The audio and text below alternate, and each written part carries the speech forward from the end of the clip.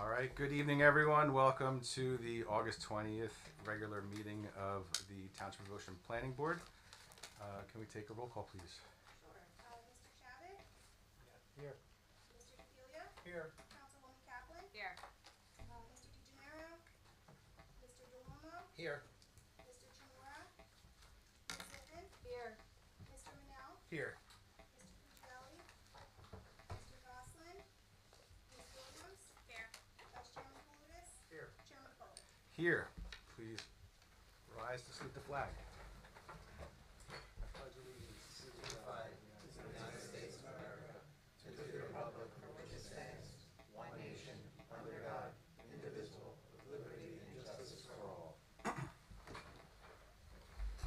The notice requirements of the open public meeting law for this meeting have been satisfied. A copy of the notice having been sent to the Asbury Park Press and the Coaster and filed in the office of the Township Clerk. There are emergency doors through the courtroom doors and also two exits in the rear of this room. No smoking, please. No vaping. Board policy, no new cases will be started after 10 p.m. this evening. No new testimony taken after 10:30 p.m. In addition, the applicant will be limited to 45 minutes of testimony. All meetings will be video and audio taped and shown on the Township of Ocean's Community Cable Channel, Channel 77 on Verizon Fios and 77 on Cablevision. Please turn your cell phones off. If you have to make a phone call, please leave the room. We have resolutions to be memorialized. The first, we did all three last month, right? So we can do all three together. So we have Kelly Miller and Christian Keller, 83 Park Boulevard, Block 85, Lot 23. Greg and Janice Siciano, 46 Lim Drive, Block 1.02, Lot 97. And then the Park at Ocean Condominium Association, Inc., Block 33, Lot 19.03, Deal Avenue. Do we have a motion? Make a motion. I'll second. Mr. DeFilia? Yes. Mr. DeLumo? Yes. Ms. Lippman? Yes. Mr. Manel? Yes. Vice Chairman Palutis? Yes. Chairman Foley? Yes, we have minutes to be approved. First, we have Board of Adjustment minutes from October 16th, 2025 and November 10th, 2025. Do we have a motion? I'll make a motion. I'll second. So we just have Mr. DeLumo? Yes. Ms. Lippman? Yes. And Chairman Foley? Yes, we have December 18th, 2025. I make a motion. I'll second. Mr. DeLumo? Yes. Ms. Lippman? Yes. And Chairman Foley? Yes. We have Planning Board from November 24th, 2025. I'll make a motion. I'll second. Mr. DeFilia? Yes. Councilwoman Kaplan? Yes. Vice Chairman Palutis? Yes. Okay, on to the order of business. We're going to start this evening with 517 Laurel Avenue, Block 68, Lot 6 in the R5 zone. This case was started, what month did we start this last year? It was April? Okay. Do we have to go over folks that have listened to or watched the tape? Yes. Okay, yeah, Did everyone hear? Okay. Excellent. thank you, Mr. Chair. Congratulations on the Thank you. appointment here. Jennifer Krimko, law firm of Ansel, Grimm and Aaron, here on behalf of the applicant. I first want to apologize to you this evening because you're going to see me a lot. And I hope you don't hold that against my clients. It is not ideal to have the same attorney 4 times in one night. So don't let you being sick of looking at me or hearing from me have any effect on your consideration as to the planning.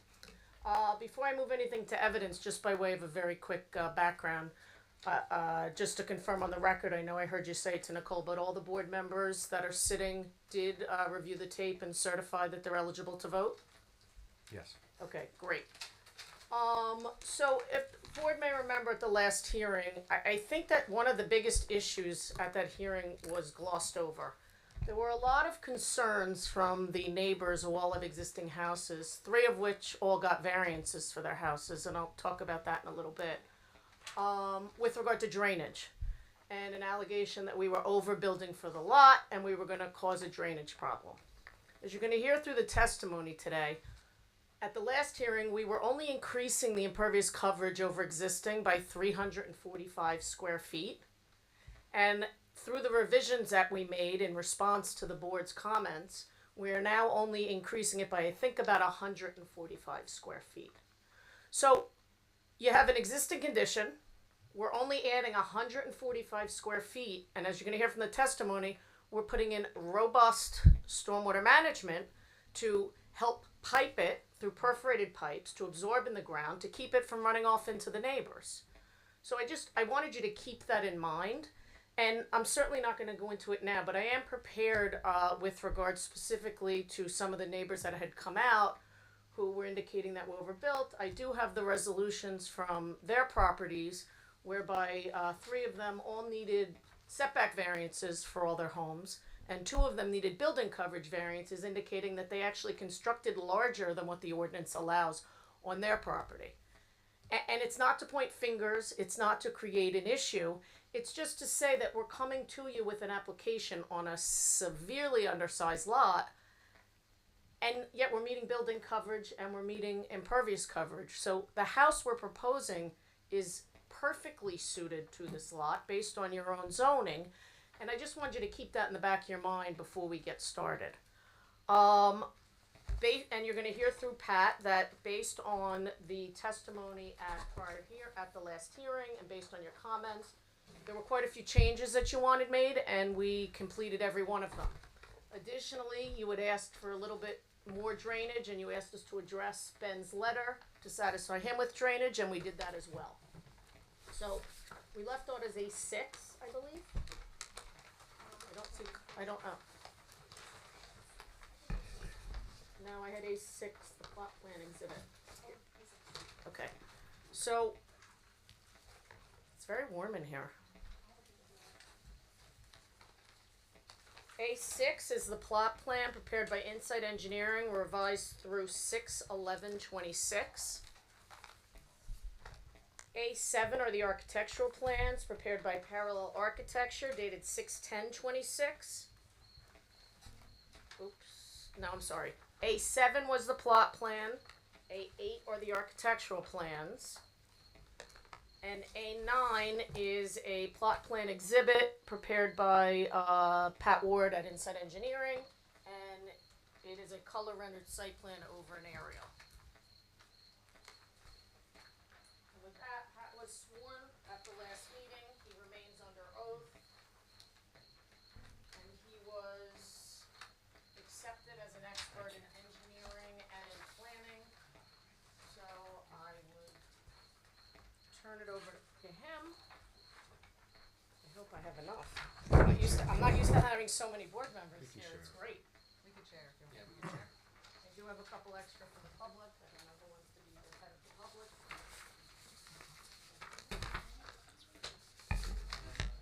A9.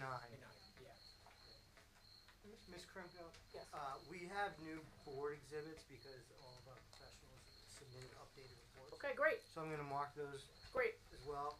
So we have exhibit B1, the zoning officer's report, which is dated July. May I just interrupt you? That would be B4. Oh. Because we ended on B3. Sorry about that. No, appreciate that. So B4 would be the zoning officer's report dated July 6, 2026. B5 would be the board planner's report dated August 17th, 2026. And B6 would be the board engineer's report dated August 5th, 2026. Thank you. Okay. So Pat, I'm going to turn it over to you, and if you could walk the board through the changes that we made to the plans in response to the board's comments and concerns as well as the public's. And then we can talk about how we're addressing drainage with the neighbors. Sure. Pat Ford with Insight Engineering. Patrick, you're gonna need a microphone, I think, right? Competing with some music outside. There we go. So a couple of accessory improvements that we've adjusted as a result of some of the comments that we heard at the last meeting we were here for. So we have a rear deck off this house. We end the pool, or everything in the rear yard was shifted 5 feet to the west off of this easterly property line. So improving an prior proposed setback of 2.25 feet to 5 feet for the deck. And that was as a direct recommendation from a board member. Yes, That said that it needs to be set back at minimum 5 feet. to a T. Recognizing Yep. it is up against a garage, correct? Correct. Yeah, there's an adjacent neighbor garage that's right on the property line. So it's really no impact, but it gives enough room to allow for landscaping and maintenance. That's correct. Okay. On the west side, in the backyard, there was a non-compliant location of steps. They've been removed to be compliant at the 10-foot setback, eliminating that variance. The pool equipment is now located underneath the deck because the deck is a few feet above grade. Pool equipment is compliant with all setbacks as well, eliminating another variance. We did show plantings and a screen fence around the AC units. As noted in the letter, the updated letter from Mr. Matlack, we can work with him and Mr. Higgins to specify an exact plant species that would work appropriately there. We intend for those screen plantings to be evergreen, but we'll work with them on exact species that's appropriate. We did update the collection piping, and if you recall, today there's no stormwater management at the property based on all those improvements that exist. We are seeking to collect all the runoff from all new hardscape and roof areas and ultimately send it to the street. But before it gets to the street, we're collecting it in permeable pipes, or perforated pipes, wrapped in stone. So the point of that is to encourage the runoff that enters that pipe system to be infiltrated as it's making its way to the street. So I made some statements at the beginning of the hearing. So I had indicated that we're only increasing impervious coverage by 145 square feet. It's 149. 149, I apologize, I misspoke. So we're increasing it by 149. Are we putting drainage structures in only to address that increase of 149? It's beyond that. Okay. Yeah. So again, so we're taking a current situation where there's no drainage structures. Right. We're only adding 149 square feet, but we're providing drainage to address the project as a whole. That's correct. So the drainage is there's multiple functions of it. One, to take runoff that's today going to neighboring properties and eliminate that condition. But ultimately, everything's going to Laurel Avenue, but not just quickly and faster to Laurel Avenue. We're trying to slow that down by perforating basically all the pipes from the rear to the front, right? And that was discussed at the last meeting. Right, and I just want to point out to the board how insignificant the 149 square feet is. Your ordinance doesn't require a grading plan if you're adding less than 200 square feet of impervious coverage. So if you're adding less than 200 square feet of impervious coverage at an existing condition, you do not need to submit a drainage plan because your governing body has determined that that's so de minimis that there's no impact from it. Is that accurate? Can I just clarify that? Yeah. That's not exactly true. If you are disturbing less than 200 square Okay, I feet, you don't apologize. need a grading plan. But It has been shared with me, and I've seen zoning rejections based on impervious of 200 square feet. a lot of times it's because of an addition of some type of patio or Okay. something that may be less than 200. So again, it meets the same point that the amount of increase is so de minimis that it wouldn't otherwise need even engineering review. But notwithstanding that, and hearing the board and the neighbors, we made every effort to ensure that not only won't we have any impact, but we're going to make whatever's there today better. Right, and in addition to that, based on Mr. Matlack's review from the last meeting, we did provide pipe size and calculations. We updated a couple of the pipe sizes that were noted on the plan based on his requests or his comments, and based on his updated letter, I believe he's satisfied with those changes specific to pipe sizing and pipe calculations. A couple other very minor things that really aren't related to any of the variance relief, but with the shifting that I mentioned, the perimeter retaining wall that's, again, low in terms of height, and some of the stepping stones were adjusted accordingly. Again, they're not, they weren't non-compliant last time, and they remain compliant. And again, 149 square feet of an increase, it's 3% of the lot area. We're still well below the maximum. So our number is 55%, where 65% is permitted, or is the maximum. And again, to reinforce, today the condition is there's existing structures, particularly in the back right corner. The dwelling is in the back right corner, pretty much on that easterly property line. And if you had the ability to walk that site, particularly right behind that, you'll see the downspouts discharge right at the ground. And really where right today there's like 4 structures right on this corner, right at this intersection of the property lines. everything, all the runoff from all four structures go right to that. So we're pulling that structure away, which is from a zoning perspective, a great improvement. And also the drainage from that structure is no longer going to that corner. So Okay, and as far big as positive. as far as building coverage is concerned, I had made the representation that our building coverage conforms. We're just going from 21.8 to conforming at 25, correct? Yes. And the existing building coverage was a 723 square foot footprint of a home. Yep. 229 square foot garage and sheds of 136. And we are eliminating all of those and just having a footprint of 1,248 square feet of Right. roofed areas. Yes. And the impervious coverage again is going from a total of 2,630 to 2,779. That's correct. Okay, so let's talk about the variances that we need and the justification that we believe there are for those variances. Now we did put the planning proofs on for last time, and much of what I said at the actually I think all of what I said at the last meeting is still appropriate and relevant. But just to step through the variances again, we have a front yard setback, and if you recall from those that were actually listening to us, not on the tapes, the front facade here has an architectural element. Really, the roof structure, the roof eave, makes its way all the way down to grade. We require a front yard setback to that front facade feature, where the main facade of the home actually is compliant at 30.33 feet. We have a side yard setback, and these are really to the steps and window well. Steps are 6.58, window well is 5.17, where 7.5 feet was required, and our building facade's at 8.5 feet. And those are so the building fully complies. The face of the building fully complies. So it's really, and I think it was Jim at the last hearing had offered that if we didn't extend the eave to the ground, and it was just an overhang from the roof, it wouldn't even need a variance. Right, the ordinance does permit an eave overhang like Right, that. so this is just for an architectural feature.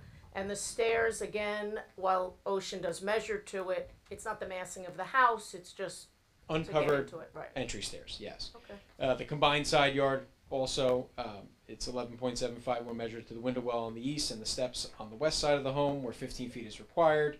And again, the actual face-to-face on each side of the home complies. Okay, so Pat, from a planning perspective, if you meet impervious coverage, if you meet setbacks to the massing of the building, and you meet building coverage, is the house appropriately sized for the lot? Oh, it is, yes. I mean, the building coverage is really one of the biggest indicators. We're an undersized lot, again, to reiterate that. And so as a result, we need to have a smaller house. It's a smaller house for what is generally contemplated by the zoning for this district. So, this is an appropriate size dwelling for this property, in my opinion. Does the board desire us to go through the planning testimony again, or can we rely on the planning testimony provided at the last hearing, since nothing changed and only the variances either were eliminated or got better? I think we could probably rely on the stuff that was gone over at the last meeting. Okay. Ask Mr. Higgins for any comments, and then he may need to respond to that. Okay. Are there any questions for Pat? Do we have questions? I just have, You're on. Okay. for the retaining wall, I watched the video. Can you explain what we're building that up there all around? Because I see the retaining wall starts on this Laurel Avenue, comes into the house, and then picks up off the deck. Is that correct? Yes, so it's more or less like a timber wall at grade. It's really a decorative feature and also has some drainage reasons behind it, but it does envelop the front yard a little bit, and it's higher than the driveway, and then continues up the west side. There's a lower area in this back corner that's shown as lawn. There's a very significant tree in that area that a retaining wall would disrupt the root system, so we went around that, and then it continues around and ties into the bottom of the stairs at the deck. Pat, what's the tallest the retaining wall is? I believe it's about 2 feet or less. Okay. Generally about 18 And I inches. think you testified at the last meeting, the purpose of it was to bring the back up so it could all go towards the front and to flatten it out and to make sure that there was no negative impact on the neighbors. Right, and the site's pretty flat today, hence the drainage issue in the back. Thank you. Yeah, and I caught in the video that there's going to be pipes in there for the drainage too. Is that separate from the other piping that you're talking about? That's what we're talking about. So this gives us the ability to collect from we'll call it the raised yard area in the back, and allow positive flow out to the street, right? And then it'll discharge through the face of the wall by the driveway. Also, it does allow us, because there's a low spot as proposed along the rear property line, allows us actually to receive some of that runoff and continue it to Laurel Ave, where it just sits today. So any water that may be coming from the neighbor to the north can actually enter the piping in our wall and make its way out to the street, whereas the structures that were there before would have essentially been blocking it. Yes, that's correct. So are you gonna have check valves on those pipes so that it doesn't go the other way? Yeah, so the way it's designed is that those, we'll call it the receiving pipe penetrations are higher in elevation than the actual discharge point at the street. Yeah, so it's, By accident. yeah, no, I understand. That's a great question, but that was considered. So just on the perforated pipes, finish up here. How many we're talking from the retaining wall and all of the downspouts of the drainage too? Do you know how many perforated pipes are we talking on the property? So And we're- then are they all gonna go to one discharge onto the street, or they'll be? So we're taking the downspouts from the roof. So just assume the four corners. Those are all going to be solid pipes. Anything that's receiving water is solid, just to collect it.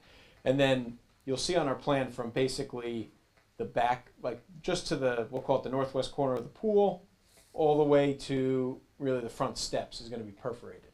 So the point of that is for that stretch of pipe, which is in that, we'll say about 80 plus feet, maybe 90 feet long, it's perforated, wrapped in stone, allows for all the runoff that enters that pipe to infiltrate.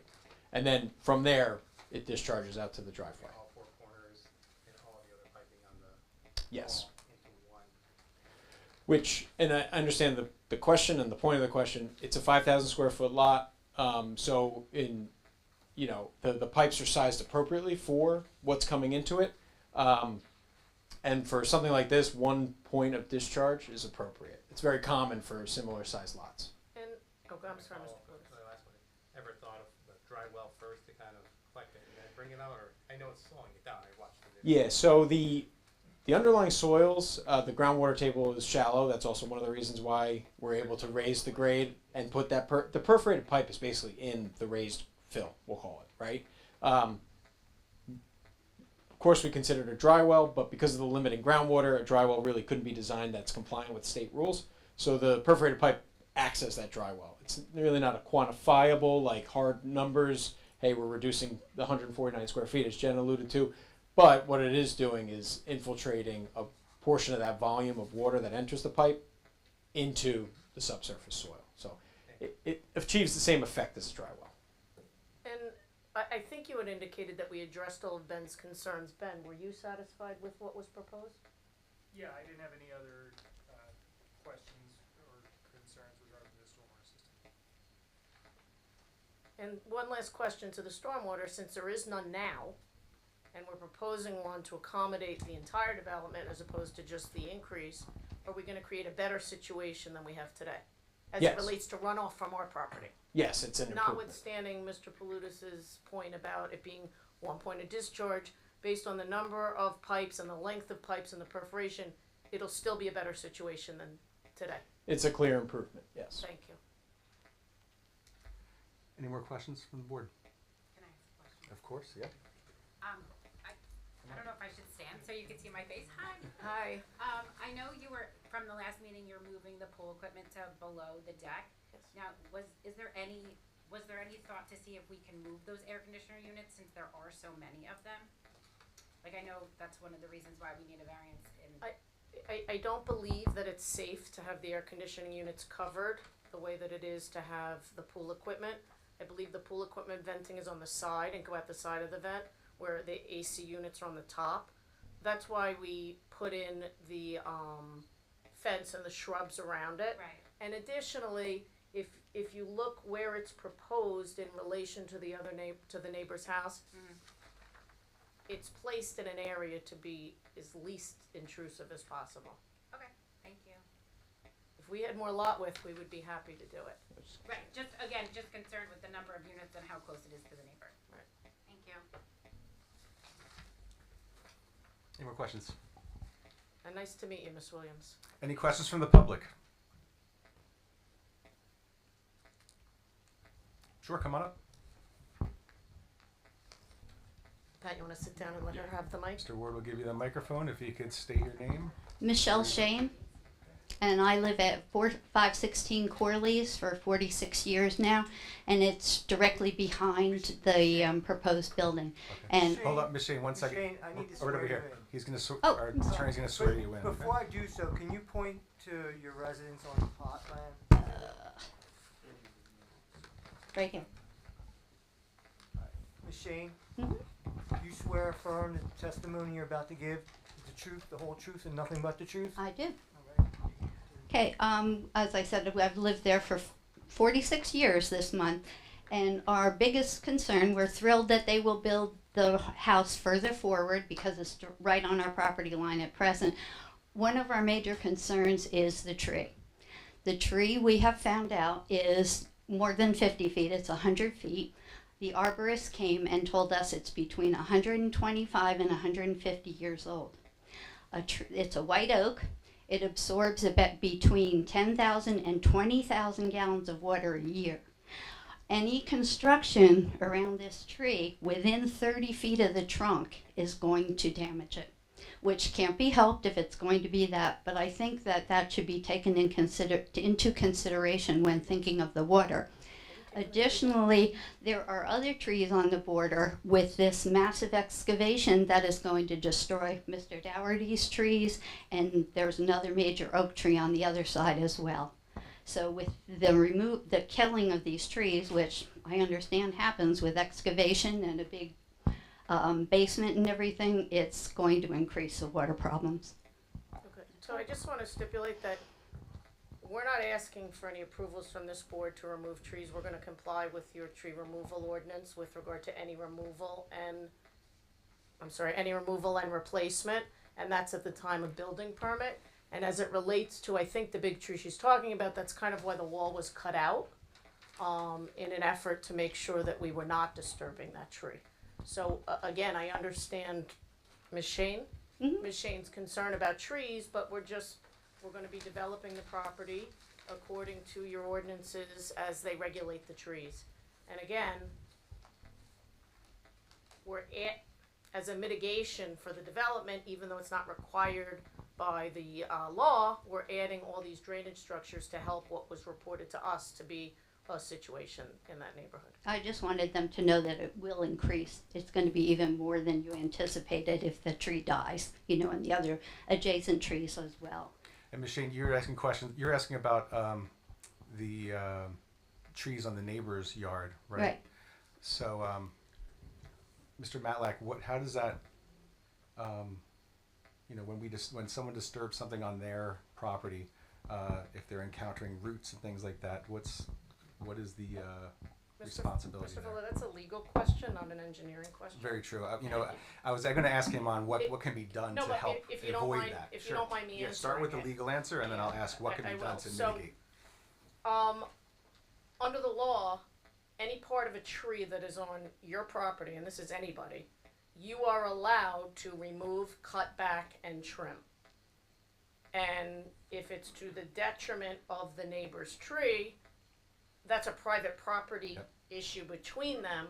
But as long as we're getting proper permits and following your regulations, then that's something that would be between two property owners, not before the board. But I don't believe there's any obligation that we don't develop our property because a neighbor's roots are on our property.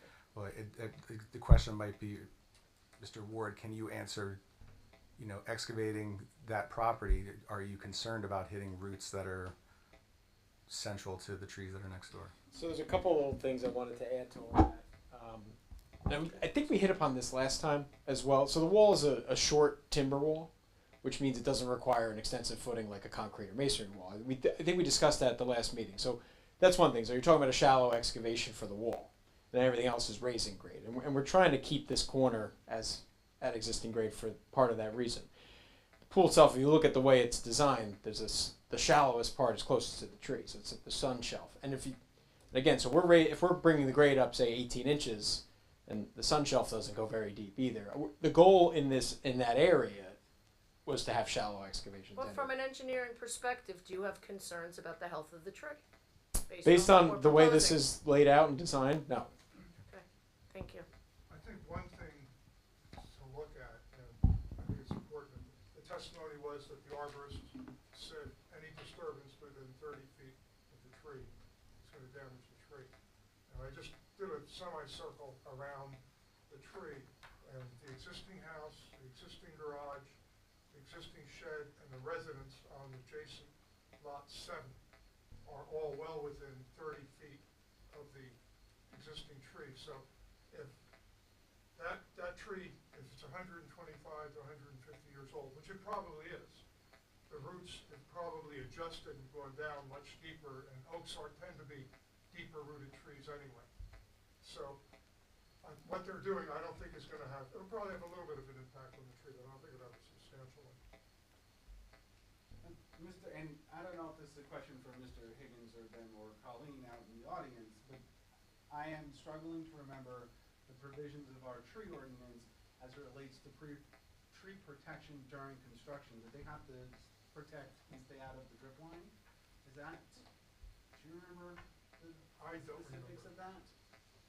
I don't know where the status of the current tree ordinance is. Mr. DeFiglia, whatever the ordinance requires, we're obligated to comply. We're obligated to comply with, because as you know, this board doesn't have jurisdiction to grant a variance from the tree ordinance because it's in a separate section. It's not in zoning. So whatever protection is required, your tree expert on behalf of the town will require us to do it. It's not realistic to not disturb within. I think what you're referencing might be with site plans and the site plan section of the ordinance, which is very different than section 9, which is tree removal and replacement for single-family homes that aren't subject to site plans. But again, we will comply with whatever that is. And I know that, you know, as a matter of right, we're allowed to remove a certain number of trees a year, and we're specifically saving this one, even though without the construction, we'd be permitted to remove it. So we went to such efforts as to make a cutout in the wall to save that tree, and we're obligated to comply with your tree ordinance. Okay, any more questions or, comments for the matter from the public?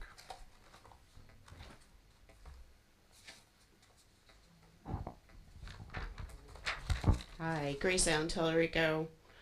I get to swear in, or it's just a question. It's not a. I think you have to Yeah, we're gonna have to swear in. read the thing about the Tellerico. council. Before we continue, I understand you're a councilwoman in the town, and you wish to be heard for the public portion of this hearing. I want to note for the record that Councilman Tellerico is appearing tonight as a private citizen, not in any official capacity, as a member of the Township Council, and will be treated as same and any other member of the public. So please state your name and address for the record, and you may proceed with your questions and comments. Grace Allen, Tellerico, Wayside. I just have a question. Tellerico, let me swear you in. Oh, sorry. I thought that's what Can you you raise said. your right hand? Do you swear or affirm that the testimony you're about to give is the truth, the whole truth, nothing but the truth? I do. You can continue. It's just a question. Does the Environmental Commission, I guess it's more a question for Mr. DeFiglia, do any type of review based on where the Not- tree not is on located? Not on single-family homes, as far as I understand it, no. Okay, because I just thought because of the age of the tree. No, again, and I'm sure you know this, but the municipality has their own tree expert, and he facilitates all of the tree removal applications. So I would assume that if there's a question with regard to a specimen tree or otherwise, he could consult the Environmental Commission, but they're advisory only. They don't have any type of adjudicatory powers, so they could reach out for their resources, but at the end of the day, it's left up to your tree preservation officer. I think that's his title. And who would request that? Who would request what? The owner that's here, or the owner of the home No. where the tree is located? So, again, if we were removing the tree, Okay. we'd be required to get a tree removal permit in order to remove it. We're not removing the tree. So, at the time we go for building permits, whatever review is in order at the time of building permit, again, knowing that we have so many other applications, I don't wanna keep going on at length about things that the board doesn't have jurisdiction over, but that's an issue with the ordinances in the town and how applications are processed. It's not something that is decided by the zoning board. For Thank what you. it's worth, Thank if there were questions for one of the advisory boards, it would be best directed towards Shade Tree for the specifics of it. Who consults with the environmental commission Right. frequently, but Right, and the trio, and Bill comes to you guys when he has questions, doesn't to he? Shade Tree. Yeah, okay. The environmental commission on tree-specific matters tends to defer to Shade Tree for their expertise. Okay. Any more questions or comments from the public? Come on up.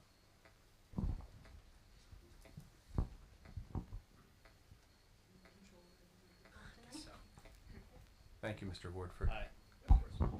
Bill Doherty. I'm at 515 Laurel Avenue, just to the east of the property. Good evening, Mr. Doherty. Can you raise your right hand, please?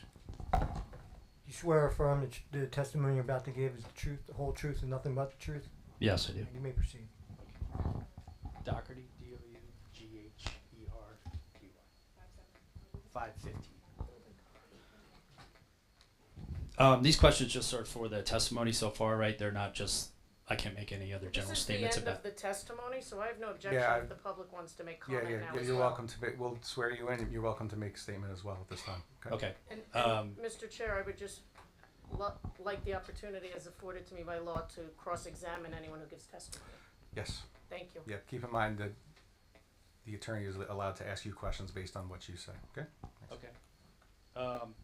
I just was wondering if you could confirm the height of the elevation change in the back of the property, like around the pool. I thought I saw something that was up to 5 feet, but then I heard that it was maybe more like 2 to 3 in the front. I just was wondering, like, how high up above grade, existing grade, is that going to be built right now? In that area, it's about 20 inches. Okay, so 5. It's not 5 Not feet. 5 feet. Okay. And then, like, the drainage pipes, are they going to be like, as far as the drains to collect any water, are they like set all around the property, or just certain ones to, like, are there going to be like surface drains that collect the water and then run it through a perforated pipe out to the street? Yes, it's a mix of both. Like there'll be surface drainage and then the roof runoff's going directly piped underground. So the pipes from the downspouts will Okay, so all downspouts go to the system. and then also surface water that collects on the either the grass or Yes. anything else goes into a drain that goes into the system. Right.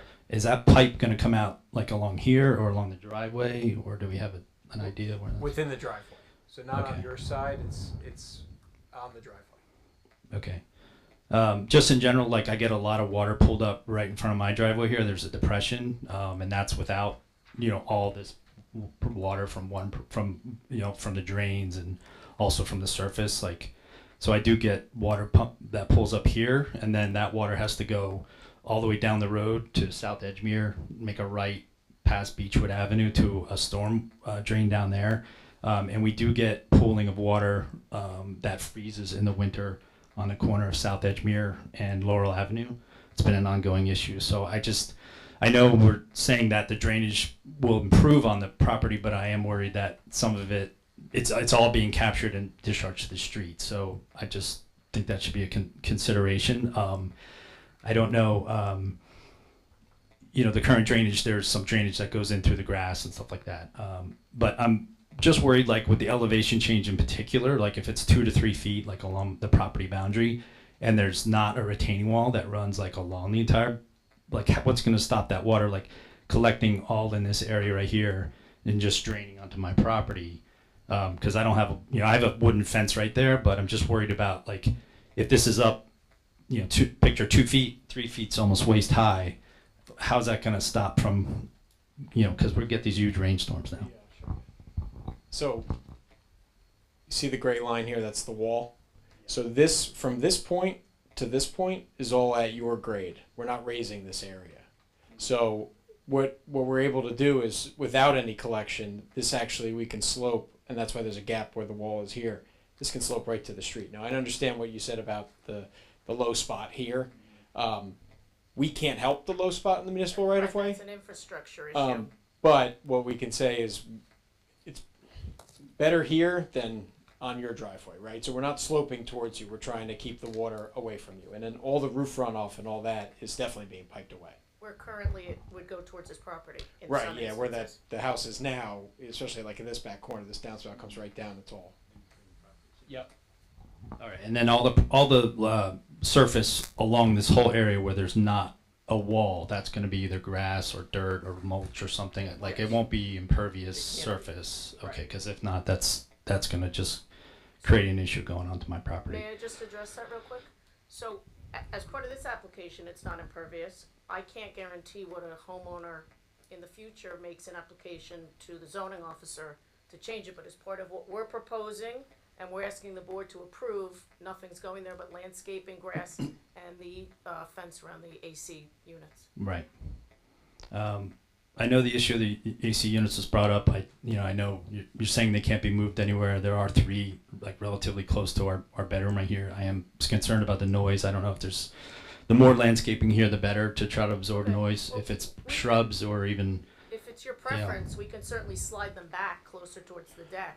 Again, the ordinance contemplates 10 feet from the property line. So assuming your house is supposed to be 7.5 feet from the property line, the ordinance contemplates the units being 17.5 feet from any residential property.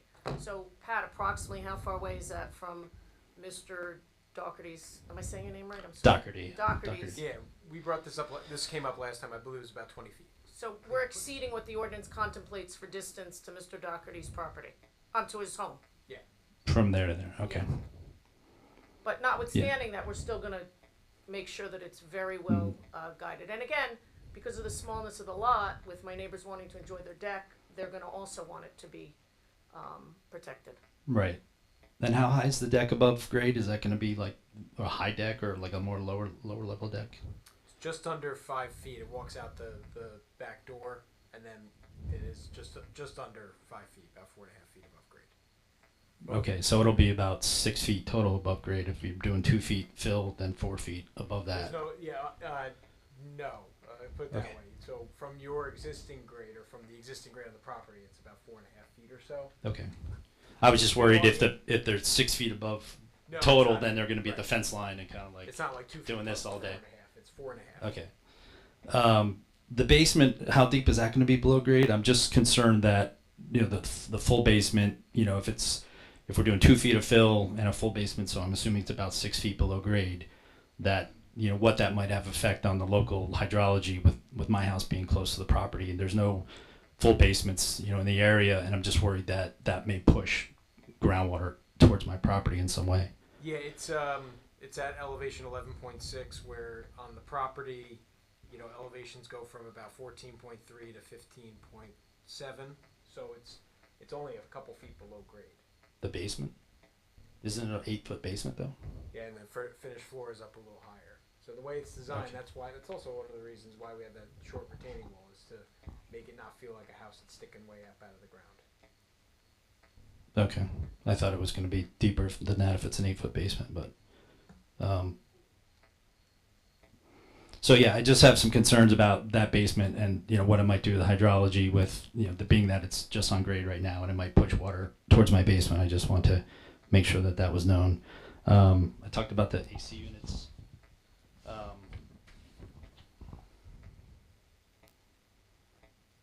Just in general, with the property, with the construction, I do have concerns about, and this is not to the testimony, this is just a general statement if we want to discuss that. Just about the width of Laurel Avenue, it's a very narrow road. It's about 25 feet wide. It's much narrower than other township roads. We've had several accidents involving landscape trailers, school buses. My car's been hit 2 times in the past, parked right in front of our house. Just have concerns about logistically, like how all this equipment is going to be able to be brought in, with materials. There's a lack of parking in general on Laurel Avenue, especially in summer. There's a lot more cars. So a lot of myself and other neighbors have concerns about how this is going to be able to be pulled off, more or less. Talking about during construction, sir? Yeah, the construction, he's talking about during construction. That, you should go speak to the construction official about that. Okay. That's something that Not for the isn't- board. Yeah, no, but absolutely go speak to the construction official about it.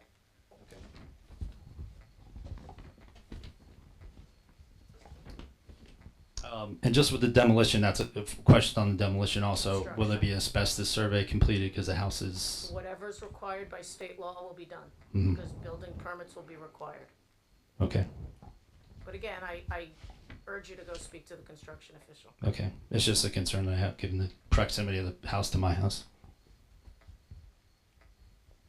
Just to confirm again, the basement depth is going to be how deep below grade?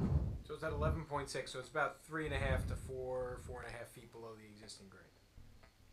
How is that possible though? If if it's all 2 on the feet, plan. It's all okay, contemplated. Because the grade is being raised 2 feet, and then the finished floor of the house it's above is that. up, so that gives the headroom for the basement. Okay, because the water table does come up very shallow, so that Right. was Yeah, concerned. Okay. we explored that. As And part of there are right. Okay, that's the only questions I had. Just to piggyback on the basement question, will the basement be so deep that like a sump pump will be needed 12 years, 12 months out of the year? So, I know some houses, mine, the basement is kind of below grade, below the water table. So sump pump is going all year round. You're going to be above the water table altogether, right? For any structure, right, a house or anything, even a subgrade parking, we have a soils engineer, right, licensed soil engineer, established a seasonal high groundwater table. We always recommend 24 inches from that established seasonal high groundwater. That's what we did here, and so that's to prevent situations like that. The goal is to not have a wet subgrade area. Very good. I do know several people with finished basements when they've lost power have had the water table come up like within feet of their basement. Respectfully, Mr. Doherty, I don't know where their basement level is in relation, and I don't know what their grade level is, and I don't know what. Yeah. No, that's just Yeah. advice because it can flood. So, all right, thank you. So, Doherty, before you put that away, you mentioned the flooding issue in the streets, Laurel Avenue, and what street over to? The water drains Edgemere. this way down Laurel and then goes to South Edgemere, and the corner of South Edgemere and Laurel is where it pulls up, and you get an ice skating rink basically in the winter. All right. There's no storm drains down here.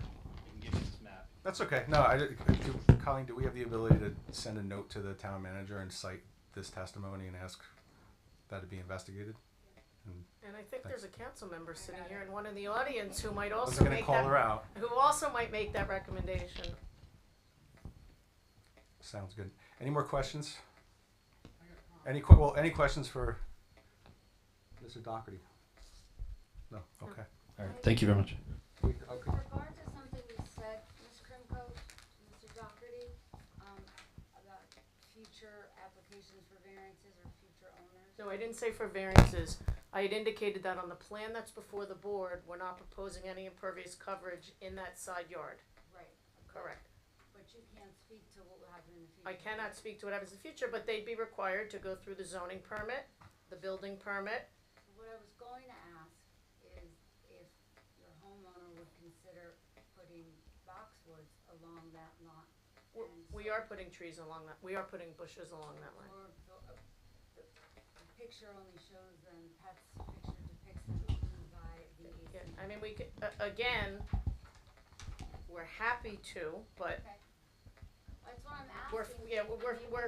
we're fixing the situation that's there now and bringing it to the street where it doesn't currently go to the street. But to allay other concerns and for future owners, I was thinking we can put them boxwoods all along that line and then make it a deed restriction. No, that they can't. the board, we certainly couldn't accept the deed restriction to help with a water situation when we don't need a variance for coverage. If we were asking for a coverage variance, that would be a reasonable condition to impose, but to put a mitigation for coverage when we're under the coverage and we're improving the drainage situation is an unreasonable and I think unenforceable condition and an unfair imposition on any future property owner.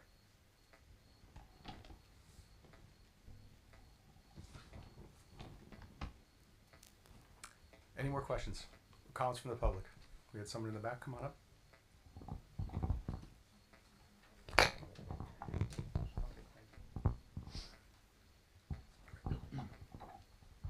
John Cito, CITO. I live at 514 Corley's. I just have comments. I'm not going to be Mr. Cito. testifying, but I'll swear. Well, the comments Come are on up. testimony. Comments that I are can question. testimony, yes. So any- Actually, they're not legally. Comments are comments. Testimony is about facts. no. So But you disagree, and that's fine. I'll swear in. well, I just wanna clarify for the record, under the municipal land use law, any comments by any witness are subject to cross-examination by the applicant's attorney. I have no objection. I mean, I object, but she's got her position. Mr. Siegel, I'll swear please myself. raise your right hand. Yeah. Do you swear or affirm the testimony you're about to give is the truth, the whole truth, and nothing but the truth? I do. Can you also point to where your Yeah, I'm the property house is? that we talked about last time, which would be the one with the garage, this one, Thank you. the upper right corner. It's not the impervious coverage that's the question. It's the basement being constructed in an aquifer. So there's going to be, my position is there's going to be an increase in the outflow of the water into the sump pumps and then out onto Laurel Avenue. And it's just poetic justice in a sense. When this week I got in the mail the flyer from the mayor saying stormwater mitigation is one of the primary concerns of this town. This project with the basement in an aquifer going out into a street that has no storm waste disposal area or drainage is only going to contribute more to stormwater problems in the area. And that's all my comment is. They can build the biggest house they want, but putting a basement in is the concern. Thank you. Thank you.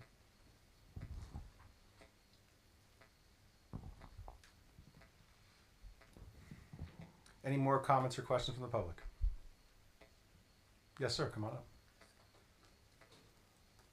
While you come up, I'm going to turn to Mr. Matlack. Do you share the concerns that were just voiced on the basement? And Well, the testimony from Mr. Ward is that they analyzed the seasonal high water table and the basement is 2 feet above that elevation.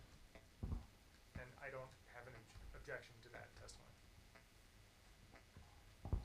George Butler. I also live at 516 Corley's, the house immediately behind 517 Laurel Avenue. Okay, could you point to it on the plot? Let's see. This is our house here. There's a shed here. We have a side yard here. Our actual property border we found. I'm sorry. You live with Ms. Shane? Yes. Okay. We're just married. want to make sure no, that's Yeah. if you weren't married, that'd be okay also. Okay. I just wanted to make sure that it was the same property. Same property. Okay, Same thank property. you. We had a survey done here recently. Sir, can you raise your right hand? Go ahead. All right. I do. Is the testimony you're about to give the truth, the whole truth, and nothing but the truth? Yes, I do. You swear or affirm that? Okay, swear. I just wanted to mention that here on the rear of our property, bordering right on the existing house that's there, we had a survey done recently, and the actual house itself that's at 517 is right on the property line.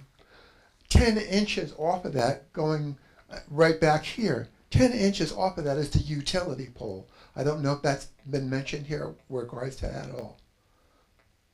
Okay, the other thing that we mentioned about the tree, as it was explained to me by Courtney from Aspen Tree Service, that it's not just a singular root that goes down from a large tree. The root, they have a root ball, and there's a way to calculate exactly how far away from any existing tree that you can safely dig in that area. She told us at the time, the root ball that extends from a tree that old goes out 30 feet. So any excavation on that would be critical to the health of that tree. And the same is true. Each of the other trees, the tree that borders on 519 Laurel Avenue, that tree is right on the property edge, and it's 40-something feet tall. Right? The other trees that are on Bill Doherty's yard, those are also right on the property line. So all of this excavation that will occur inside of it will affect the root ball ultimately. What hasn't been mentioned here at all, I've heard mentioned, is the flood threat in that area. Every long-term resident will tell you here that that is a water-challenged area. And people might say, well, we have a flume to lower the lake. The last flood that we had, and predominantly on the end of Laurel Avenue, the last flood that we had, in spite of the flume opening and lowering the lake, there was great flooding at the end of South Edgemere and Laurel Avenue. It's one of the flood challenged areas in Ocean Township. And it's something that when you add even one iota of impervious surface to it, you challenge all the surrounding neighborhood. And that would be regards to the full basement that's being planned for this house. This with regard to the swimming pool and the coverage of the deck itself. These will all be additional challenges no matter what they're saying. It will alter the normal flow, the watershed movement of water through the area. I'm no expert, but we've certainly seen our share of flooding. Every long-term resident here will give you that same thing. And that anything that you do, raising the grade, putting that swimming pool in, putting that large foundation, it's got to be a lot more than what's existing there. No matter what they're saying the figures turn out to be. And challenges everybody who lives in that area. That's pretty much what I have to say. Thanks, sir. Regarding the utility pole, sir, Hold on, yeah, don't go anywhere yet. they are required, I'm sorry, I can't hear you. I'm coming over here. sorry, with regard to the utility pole that's there. Yes. They're required to call before any construction, before they dig. Right, okay. Right. Well, I didn't know, it hadn't been mentioned, so I didn't know, because it's right on, it's actually on our property, the utility pole. And that survey was done about a month ago, something like that.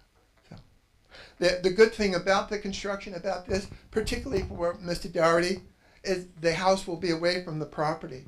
The existing house, the way the dormer was constructed, runs all the water to his side of the building and creates flooding there. And does the same thing on Mr. Cito's property. That was simply raising a dormer, so under standards, obviously, that weren't as critical as they are now. So, question? Thank you. Any more questions from the public or comments from the public?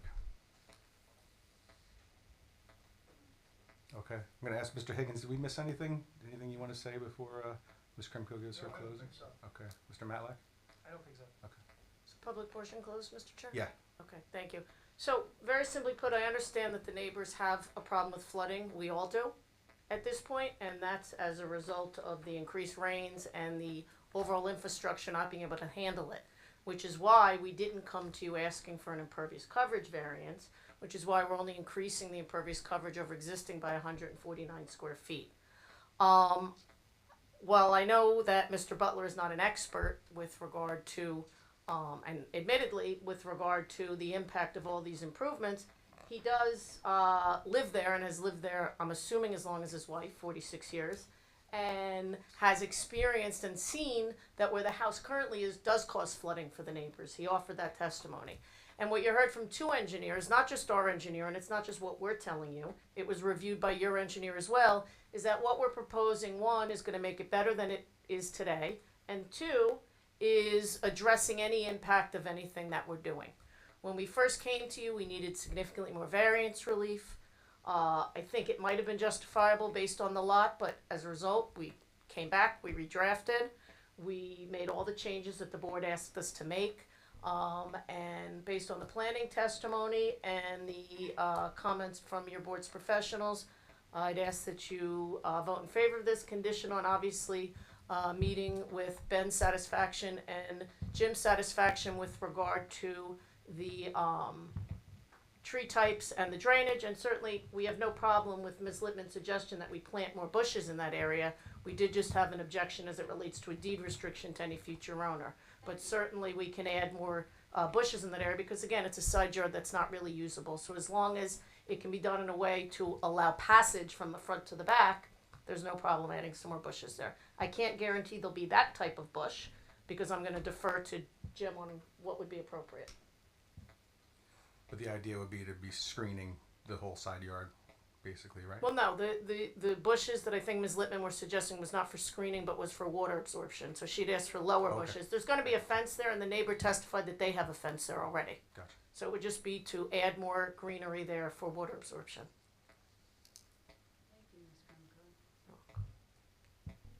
Okay, so do we have a motion for positive resolution? Mr. Chairman, I have one other question. Certainly. Would the applicant consider agreeing to only use lightweight construction couldn't possibly commit to that. I apologize, I don't know, and I don't know what it is entailed doing it, so no. It's okay. I don't know that you can even build a house with lightweight construction, so. It's more just not compacting the soil around the trees. So, again, what I can commit to is full compliance with whatever's required by your construction department and your tree officer. Okay. So do we have a motion for a positive resolution of this proposal, taking into account all the new updates of, the updated proposal with the stipulation that it'll go to Mr. Higgins for landscaping? And is more work needed on drainage? I don't think so. No, okay, good. I'll make a motion. Second. Mr. Shabbat? Yes. Mr. DeFilia? No. Councilwoman Kaplan? Yes. Mr. DeLumo? Yes. Ms. Littman? Yes. Vice Chairman Palutis? Yes. Chairman Fuller? Yes. Okay, thank you very much. Thank you. Oh, I'm guessing that Ms. Williams is the alternate? Yes. Yes. Okay. We just don't let her vote. Since we didn't meet, I didn't know. Yeah, I'm just. I just, Sure. I didn't want We you to have be room left for out. No, it's all good. It's No, all we good. do. Just, yes, we have, there's 4 seats over there. There's 4 seats over here. Come on up. So next we're going to have 52 Old Farm Road, block 8.01, lot 13.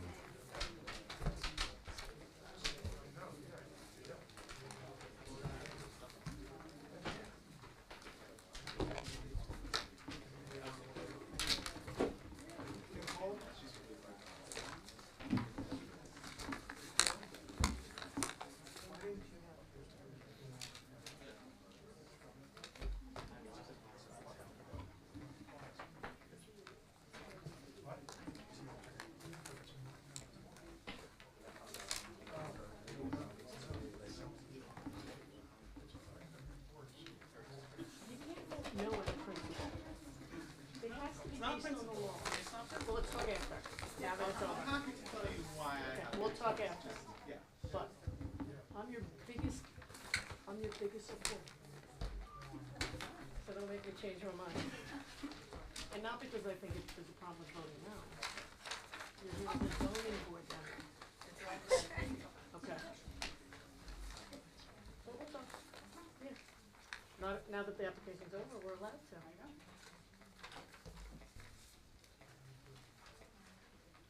Thanks.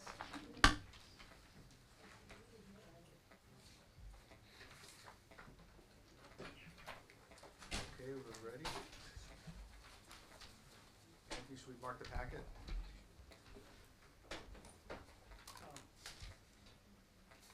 First, Ms. Krimko, for jurisdictional purposes, can you address the notice issue that some of the professionals have raised?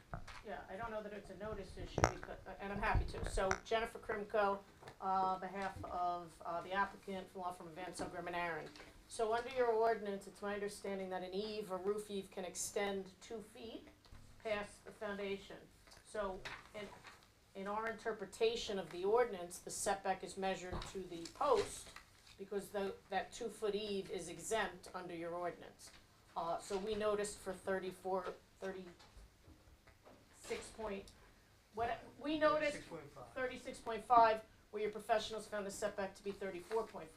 That is an interpretation issue, but my notice also has the provision that says any and all other variances that may be found by the board's professionals or the board, and certainly whether it's 36.5 or 34.5, that's sufficient under the PetSmart case to let any, ProMart Lacey, I'm sorry, to let any member of the public be aware of what we're asking for.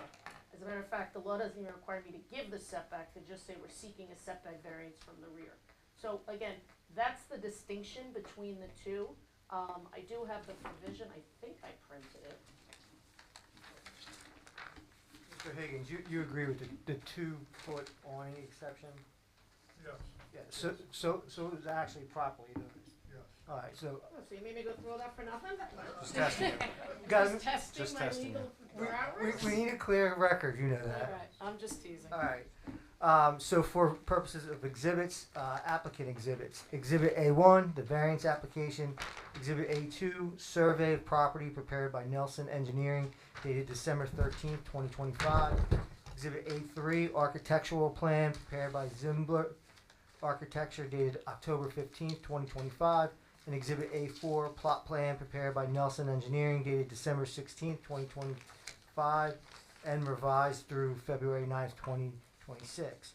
As for the board exhibits, Exhibit B1, zoning officer's report dated February 26th, 2026.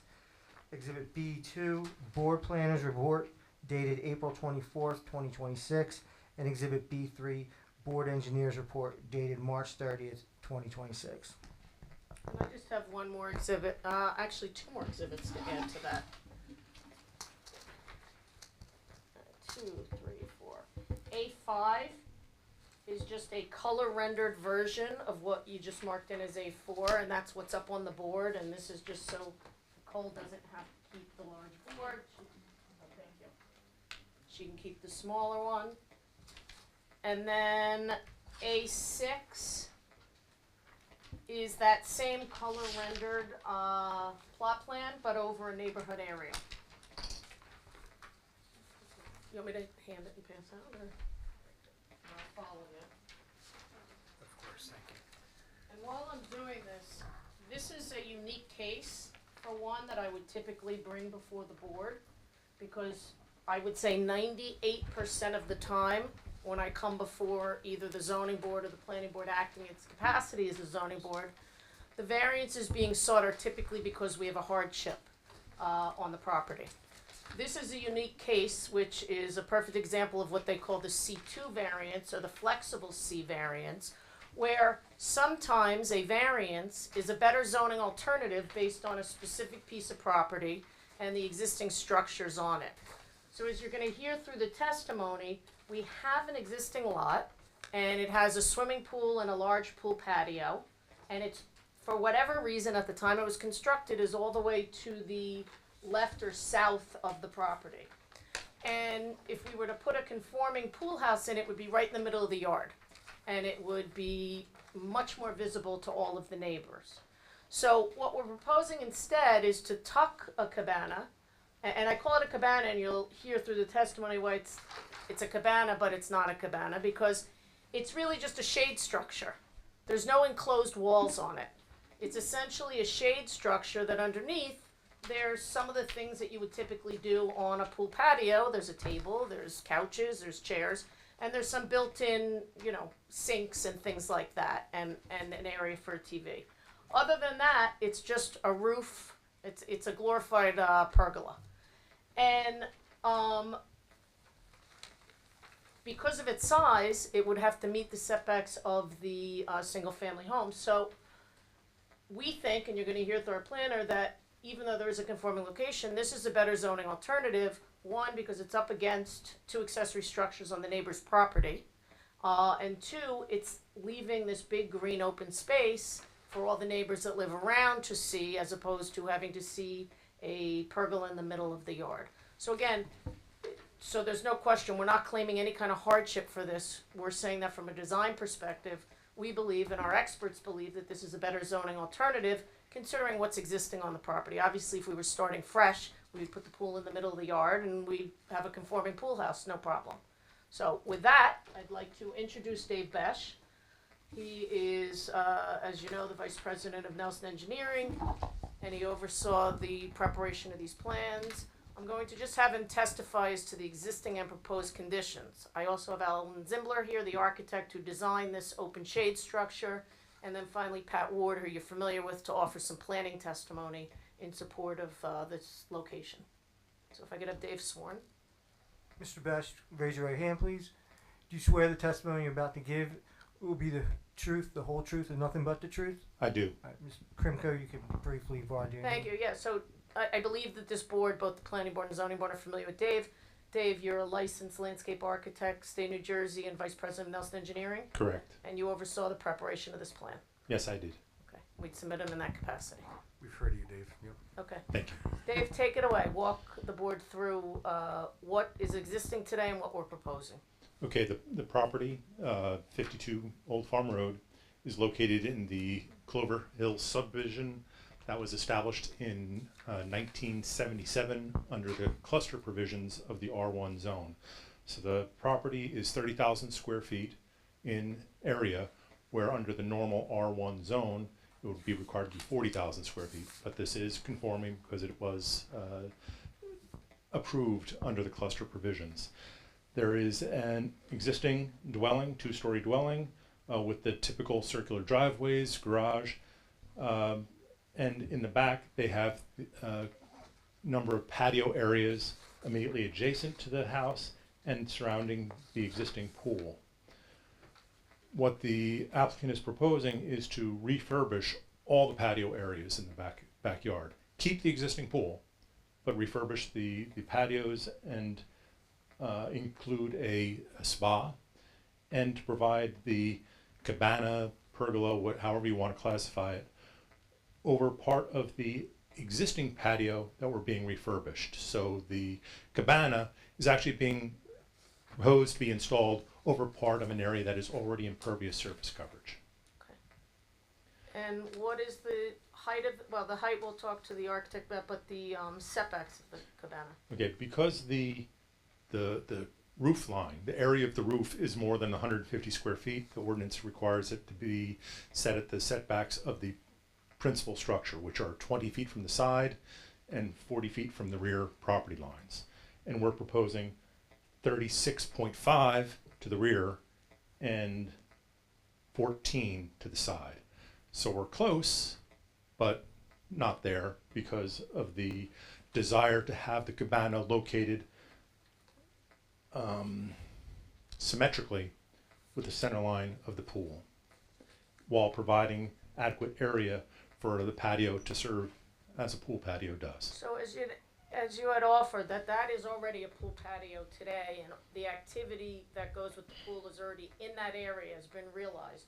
So we're proposing to basically maintain the pattern of recreation that there is today, just provide some shade in order to do it. That's correct. Okay, and the spa and the pool, the spa is fully compliant? Spa is compliant, as is the pool equipment. Okay, and as it relates to the property next door, you did show it on your plan and it is somewhat visible from the aerial.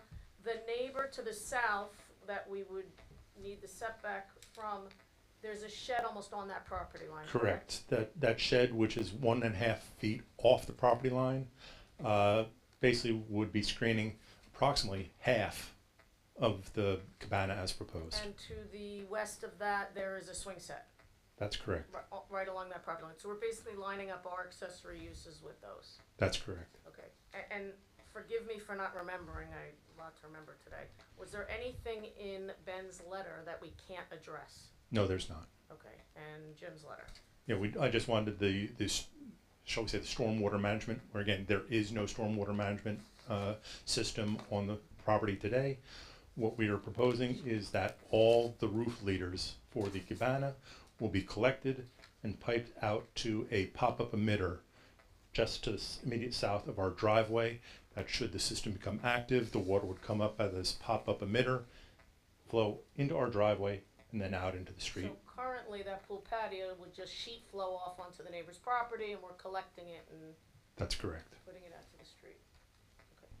Recognizing that the architect and the planner are here, are there any questions for what Dave testified to?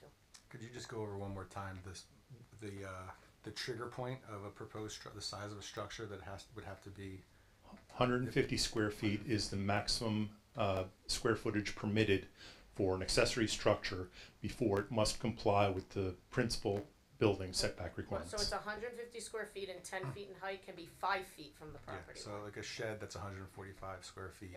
As long as it's not taller than 10 feet, yes, can be 5 feet from the property line. Not 1 foot, but that's pre-existing. Yep. That's been there.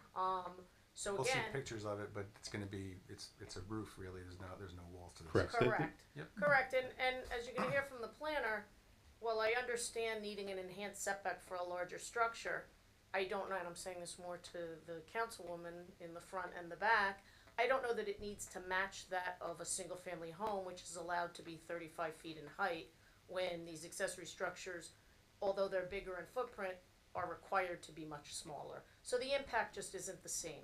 I understand the planning behind it, but as you'll hear, the impact of this is far less than it would be if it was a solid structure, even like a shed. Any questions for Mr. Besh? Any questions from our professionals for Mr. Besh? Is the proposed spa above grade or below grade? It's above grade. Okay, so it doesn't need a patio around it? Correct. And are there going to be any new utilities going to the bath? It will be plumbed and there will be electric service to it And that'll just be tied off from the... through the house. That's fine. Any questions from the public for this witness? Okay, Thank you. thank you. Thank you. I'd like to call Alan Zimbler.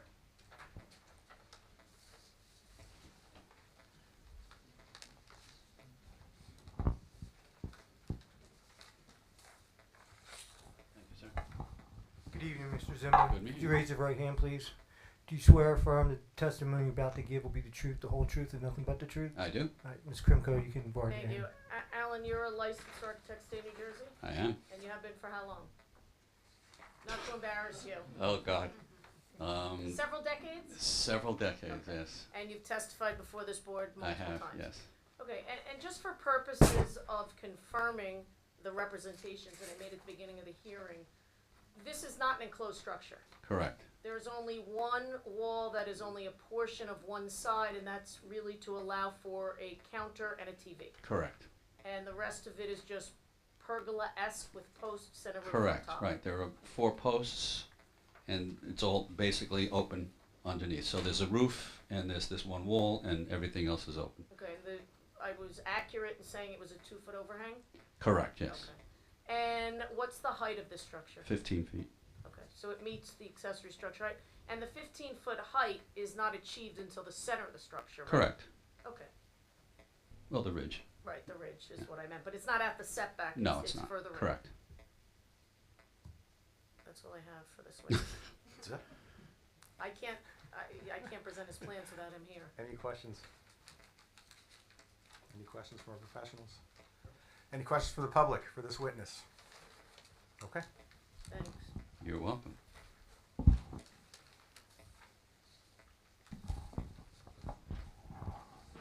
Has to have Pat sworn again? Yes, please. So, is the testimony you're about to give, do you swear or affirm the testimony you're about to give will be the truth, the whole truth, and nothing but the truth? I do. All right, you can board him again. All right, and thank you. And just for purposes of this hearing, because it's a separate hearing, separate record, you're a licensed professional planner, state of New Jersey, Yes, I am. and you've been accepted by this board as such in the past, as early as the application before? I have, yes. Okay. Welcome back. Turning it over to you, could you walk the board through the C2 or flexible C criteria for variance and why you think, in your expert opinion, it's appropriate here? Yeah, and try not to reiterate some of the things Mr. Besh said, but starting with the location. So we have the existing location of the pool. The applicant's limited to where they can place this structure, which is really intended to be immediately accessory to the pool. While we could propose it in a conforming location on the north side of the pool, I believe where it is proposed is a better zoning alternative. So if the structure were placed in a conforming location, it would be right in the middle of that yard, which is currently open lawn. It would make the building and the activity within it more visible to all neighbors around it, and would necessitate impervious coverage over an area that's currently lawn. Where it is proposed, it's centered on the pool, tucked away on the south side of the property, where we have the existing pool and the patio associated with the pool. Moreover, and it's adjacent to the neighbor's shed and swing set, as we mentioned before, grouping these accessory structures appropriately together along that shared line. The height of the structure complies, which was mentioned earlier as well. In addition to being a better zoning alternative, which is a benefit to the community, we also further the following purposes of the municipal land use law. And we could demonstrate this by the following. Purpose A, this is an appropriate use and development. This is a permitted accessory structure in the R1 zone. Purpose B, this application promotes safety. And the question is, well, how? placing the pool between this structure and the side. No, place in the cabana. Placing the cabana between the pool and the home limits visibility. As it's proposed now, we allow for full visibility from all windows, doors on the rear of the home facing the pool area. If we were to place it between the house and the pool in the center on the north side, potentially could limit sight lines, particularly from some of the windows on the north side of the home towards the pool area. We anticipate children will be primarily using the pool in the warmer months, so their safety is also paramount. Purpose C, light, air, and open space is maintained. So, as we mentioned, our southerly neighbor has a shed in close proximity with the shared property line where our structure is proposed. So, the extent of the existing light, air, and open space between our pool and patio and this adjacent structure next door is already limited. Locating the open cabana at the proposed side yard setback, at the setback we're proposing now, in my opinion, doesn't diminish the light, air, and open space in this area substantially further. The design of the cabana with a hip roof and the open walls limits the bulk or massing of the cabana and therefore has less effect on light, air, and open space. Because of the way the roof is designed, the tallest point of the roof is actually beyond the required 20-foot side yard setback. To our rear, again, we're attempting to line this structure up with the existing pool, the center of that existing pool, which ties into another purpose of planning, a desirable visual environment. Offsetting the cabana to meet a required rear yard setback would aesthetically impact what we're proposing. While we don't meet the principal rear yard setback of 40 feet, we slightly encroach at 36.5 feet to the columns. Again, considering the open design of the structure and its roof design, in my opinion, light, air, and open space is provided at the rear. To the west, you see the property here is lot 21. I lost my place, excuse me guys. Our westerly neighbor's driveway is along this shared property line. So while light, air, and open space does not discriminate, providing compliant light, air, and open space to, say, a functional backyard area of a neighbor is more important than what we have here today, which is the neighbor's driveway. The rest of the property, including all existing and proposed improvements otherwise, fully comply with the ordinance in terms of the setbacks and the coverages. So this supports our position that light, air, and open space is still maintained. And finally, purpose I, just reiterating something I mentioned before, the proposal promotes a desirable visual environment. We line up the cabana with the center of the existing pool, really capturing the aesthetics here and a desirable visual environment, which is a better alternative than sliding it forward a couple more feet to meet the 40-foot rear yard requirement. So when we look at the negative criteria, we must explore potential impacts on the application on our neighbors and the general public. In my opinion, the relief requested has no impact on the public. The cabana itself will have limited visibility from the street as we currently propose it. For the neighbors, the impacts are limited if they exist regarding these setbacks. So again, starting to our west, I mentioned that they have an existing driveway next to us. Impacts are limited to this area of their property. Along that westerly line, there actually are two mature evergreen rows separating the properties in this location, providing a full, tall visual screen. I noted previously the hip roof design of the cabana. The tallest point of the roof is beyond the 40-foot setback. The height of the encroachment is less than the maximum permitted. I believe at the eave it's 9 feet. All of these facts considered, I see no impact to the rear neighbor due to the requested rear yard setback relief. And then to our south, which is plan left for you, there's an existing row of mature evergreen trees between our lots.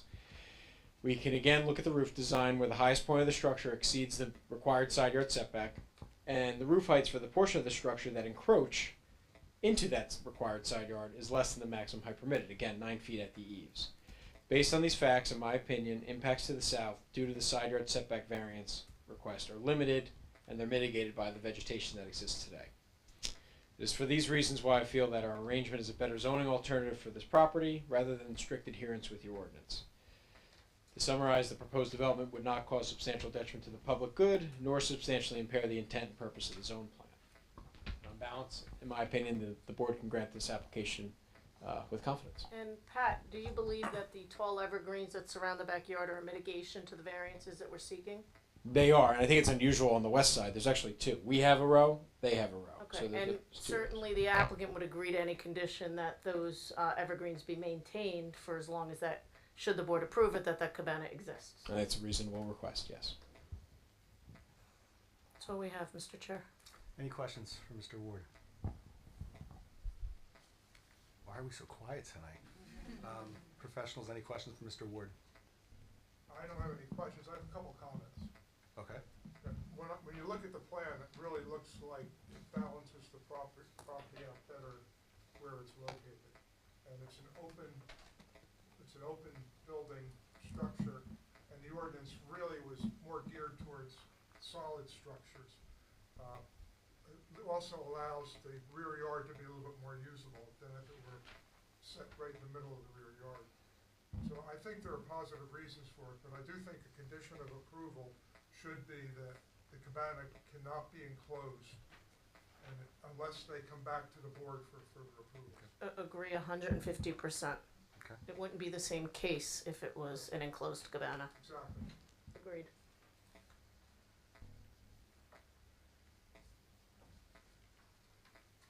Any questions from the public? I just thought of one question. When was the pool put in? A long time ago. I don't know. That's what I was gonna say. I don't know, but based on the design and the way it's cut out, it's probably, my guess would be the 80s, but I'm making that up. Looks kidney shaped. Yeah, people don't put those in anymore. Yeah, it's very 80s. Okay. Okay. Last chance. Any questions?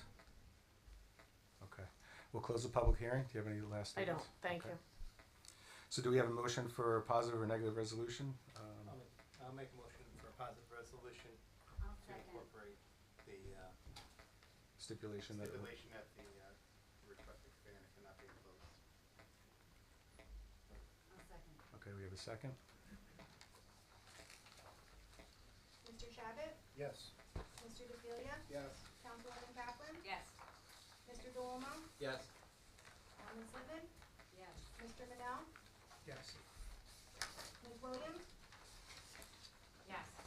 Vice Chairman Palutis? Yes. Chairman Fuller? Yes. Thank you.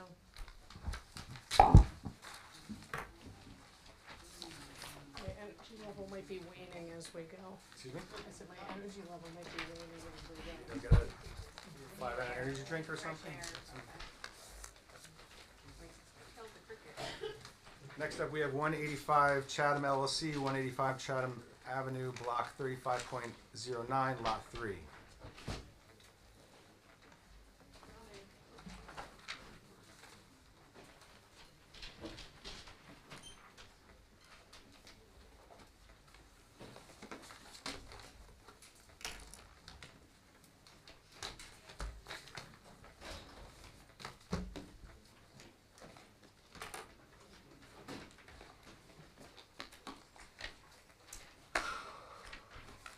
Attorney for the applicant is Jennifer Krimko. Good evening, and again, appearing on this application, Jennifer Krimko. And I'll mark some exhibits. Applicant exhibits, Exhibit A1, the variance application, Exhibit A2, survey prepared by Insight Surveying, revised through January 22nd, 2026. Exhibit A3, architectural plans prepared by Plan Design Execute, dated January 27th, 2026. Exhibit A4, plot plan prepared by Insight Engineering, revised through April 14th, 2026. Exhibit A5, response memorandum prepared by Insight Engineering, dated August 14th, 2026. For the board exhibits, we have Exhibit B1, zoning officer's report dated February 12th, 2026. Exhibit B2, board planner's report dated April 29th, 2026. Exhibit B3, board engineer's report number 1 dated March 30th, 2026. And Exhibit B4, board engineer's report number 2 dated August 17th, 2026. Thank you, and I have one additional exhibit, and that is I can't write as fast as Anthony can read. 1, 2, 3, 4, 5. A6 is proposed conditions. It's a color rendered plot plan overlaid on an aerial. And while I'm passing this out, if I could have Patrick sworn. Oops, that shouldn't be there.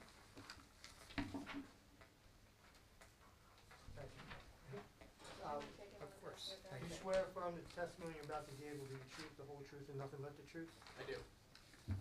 Thank you. And Patrick, again, we're asking Patrick to testify tonight in his capacity as a licensed engineer and a licensed planner. Your license is in good standing since the last hearing? Yes. Okay, good. We do ask the board to please accept them as signatures. Thanks. All right, Pat, I'm gonna turn it over to you to explain to the board what we're proposing here. Okay, so Patrick Ward with Inside Engineering. Subject property is 185 Chatham Avenue. We are in the R4 medium density residential district. This lot is 4,000 square feet in size. The zoning requires 10,000 square feet, so we're about 40% of what is required, and really that's a result of our unusual narrowness of the lot. Our frontage is 40 feet, where the zone typically, does require 90 feet. So today, and what I'll do is I'll put the survey up on the board here, just to describe what's going on today at the property, because I think it's good context for what we're proposing. So today, there's a home at the center of the property with a large front porch, walkway, an asphalt or gravel driveway on the left side, pretty large wood deck compared to the property size, and then in the back corner is a pretty substantial footprint shed. All of the existing improvements are to be removed. And there's some non-conforming conditions associated with them. You can kind of see just by quick inspection that the setbacks are not quite where they need to be for the zoning. And you'll go over those once we start talking about the planning. I will, yeah. Okay. And I'll compare what we're proposing versus what Is existing there today? and what we're improving or even rectifying. So what we're proposing here is a 2-story dwelling at the property with a new front driveway, and then there's a rear patio proposed on its east side. The house will have 3 bedrooms, and therefore 2 off-street parking spaces are required, and they are proposed. This home meets the front yard setback, but we are seeking relief for the side yards and the rear yard. Just to note on the front yard, the existing home is well into the front yard. I believe it's 12.8 feet, and we're meeting the required 30 feet as proposed. The building height. And part of that reason is to allow for the parking. Yeah. To Yes. apply. Right. Because right now there's a non-conforming driveway that goes up the side and. Not conforming with the setback. Right. Right. So Okay. driveway is fully conforming as well, so that's an improvement. Proposed building height complies with the 35-foot maximum. And what you can see on our rendering is that we're proposing perimeter evergreen trees on the sides and in the rear. And I'll get into that more later on. From a drainage standpoint, the site today is pretty flat. From what we can see, there are no stormwater management measures on the site today to collect any runoff from the existing improvements I mentioned. In the proposed condition, though, we are seeking to collect runoff from the new roof area and the rear patio and direct it right to the street. And in my opinion, this is a significant and clear improvement over existing conditions. Note that the plans that are before the board tonight do address Mr. Matlack's comment about collecting the rear patio drainage, which was done on a prior letter. The plans that you have before you do that and show that. So for the variances, in my opinion, all variances we're seeking can be analyzed under the C1 hardship criteria, all relating to the significantly undersized lot area and the unusually narrow lot frontage. These are, the frontage and the lot area are existing conditions that have no reasonable opportunity to cure, and they do limit the extent to which we could develop this property, which lead to the hardships I'm about to get into. So just to kind of reiterate the relief we're seeking, minimum lot area, which is an existing nonconformity, is required to be 10,000 square feet, and we have 4,000 square feet. Minimum lot area is required, also an existing nonconformity, is required to be 90 feet, and we have 40 feet. So now for the new relief sought. The minimum rear yard setback for the principal building is required to be 30 feet. We propose 14.41 feet to the steps and 20 feet to the building. This is an improvement over the existing setback to the shed, which you can see on the survey is 1.4 feet off the rear property line, and that's subject to the principal building setbacks. The minimum side yard setback on one side is a variance, required to be 10 feet, and proposed to be 8.34 feet. This is an improvement over the existing side yard setback, which is 6.2 feet. The minimum side yard setback for both sides is a variance. It's required to be 25 feet, and we're proposing 19.66 feet, which is also an improvement over the current combined setback of 15.5. We have a side yard setback variance for the proposed patio, and what you can see here, the patio is really aligned with the limits of the house, and I'll talk about that more in a moment. It's required to be 10 feet. We're proposing 8.16 feet. This is an improvement over the current rear deck, which is at 6.2 feet and raised above grade. The AC units required to be 10 feet off the side, and we have one AC condenser on that back patio. It's in the rear of the property, but subject to that 10-foot setback. It's at 8.71 feet. But it's behind the house. It's behind the house, yeah. It's not on either side, which would have been the convenient thing to do, but we're putting it at the rear to just lessen the amount of relief we're seeking. So based on the existing lot width and the current side yard setbacks, the actual permissible building envelope is only 15 feet wide on this lot. A functional home that's 15 feet wide is extremely difficult to achieve. But the applicant's team proceeded with a design that still remains sensitive to the zoning requirements in the lot, but provides function. The home we're proposing is 20 feet wide. Because it's still so narrow, it must be elongated to provide the living space for a typical 3-bedroom home. And what this does is forces a portion of the home into the rear yard setback, which is what we propose. It's important to note that this home does meet the required building coverage, indicating that notwithstanding the undersized lot, the house is appropriate in size. We're eliminating the existing building coverage variance with this application. At the rear of the home, as I said before, there's a modest patio that extends from the back staircase to the right side of the home, meeting that side yard setback of the house. We do have the one AC unit on the patio as well, again put there with sensitivity to our neighbors on either side. Due to the lot's narrowness and undersized nature, all the variances I noted and that are requested are C1 hardship variances, which satisfies the positive criteria. So when we look at the negative criteria, we must analyze impacts to the township and our neighbors as a result of the relief sought. In this case, I see minimal impacts if they exist. So first, starting with the township, I see no impacts. The building and lot coverages comply, and the relief sought has no impact on the public view shed or really the township at large. Regarding neighbors, I see little impact here, only positive improvements. So first, we're eliminating an existing building coverage nonconformity and we're reducing the lot coverage. The new building has improved the front yard and eliminated the front yard setback and improved both side yard setbacks compared to existing structures. The driveway setback is now compliant. The patio, which sits at grade, has a better setback than the existing deck, which is raised above the grade.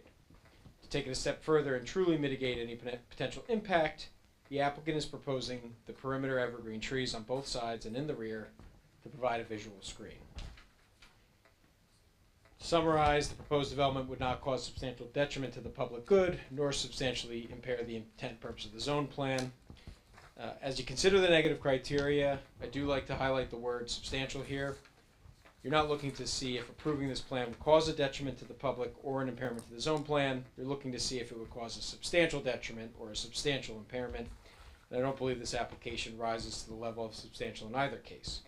So for the reasons stated, in my opinion, this project is a significantly better zoning alternative than what exists today. And on balance, it's my opinion that the benefits of the application substantially outweigh its detriments, if any, which I don't think there are, giving the board the ability to approve this application with confidence. I don't know if you can answer this, but and maybe Mr. Higgins, you can give us a history lesson here. But why does a lot like this exist? Like, there's some areas of town that every lot is the same width, and they're all tiny, right? But here you can see one of these lots is not like the other, and so how does this one end up like this? The history of that is back in probably the 40s and 50s. The New Jersey Star Ledger had a program where you got a subscription with the Star Ledger for, I think it was a year. They would give you a 10-foot wide by 100-foot deep piece of property in Ocean Township. So that was before there was zoning, and you could take any piece of property and chop it up any way you wanted to and sell it off, and it was legal. So there were a whole bunch of 10-foot wide properties throughout this area of the township, and eventually a lot of them were consolidated probably through the fact that people didn't want to pay taxes on this worthless piece of property, and the township took it over and then resold them as packages. So you'd have a lot of 90 90 feet, 100 foot wide properties. And if you notice, in most of Oakhurst, all the properties are factors of 10 in terms of their width. You either have 50, 60, 70, 80, and occasionally some 40, and even occasionally some 20. So this person went with the Asbury Park Press That's after why 4 you have years. a 40-foot lot in the midst of That's 100. amazing. I'm so glad I asked that question. Any other questions? Mr. Ward, regarding Mr. Matlack's, issues on page 2 of his report, I know you said the driveway was widened. I just wanna confirm that you're collecting the runoff from the patio to direct it down to the right of way? There was a second letter after that, Miss Lidman. That was the first letter. The second letter confirms that it was all done. Yes.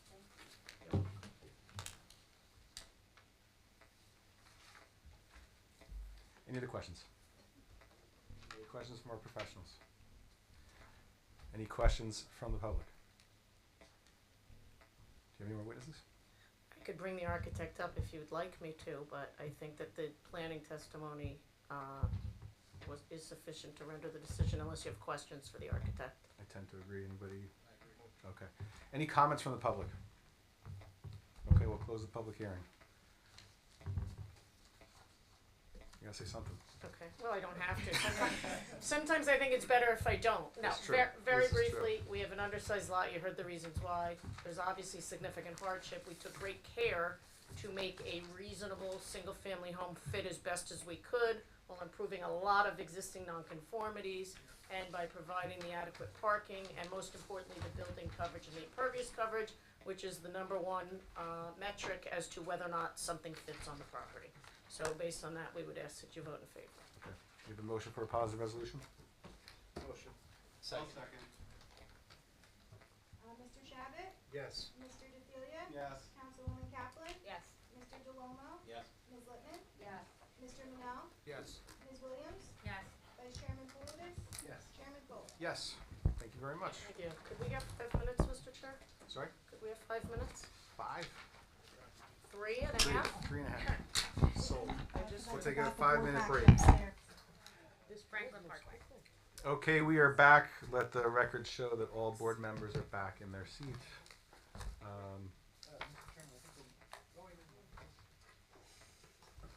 Let the record reflect all board members are back in their seat. We're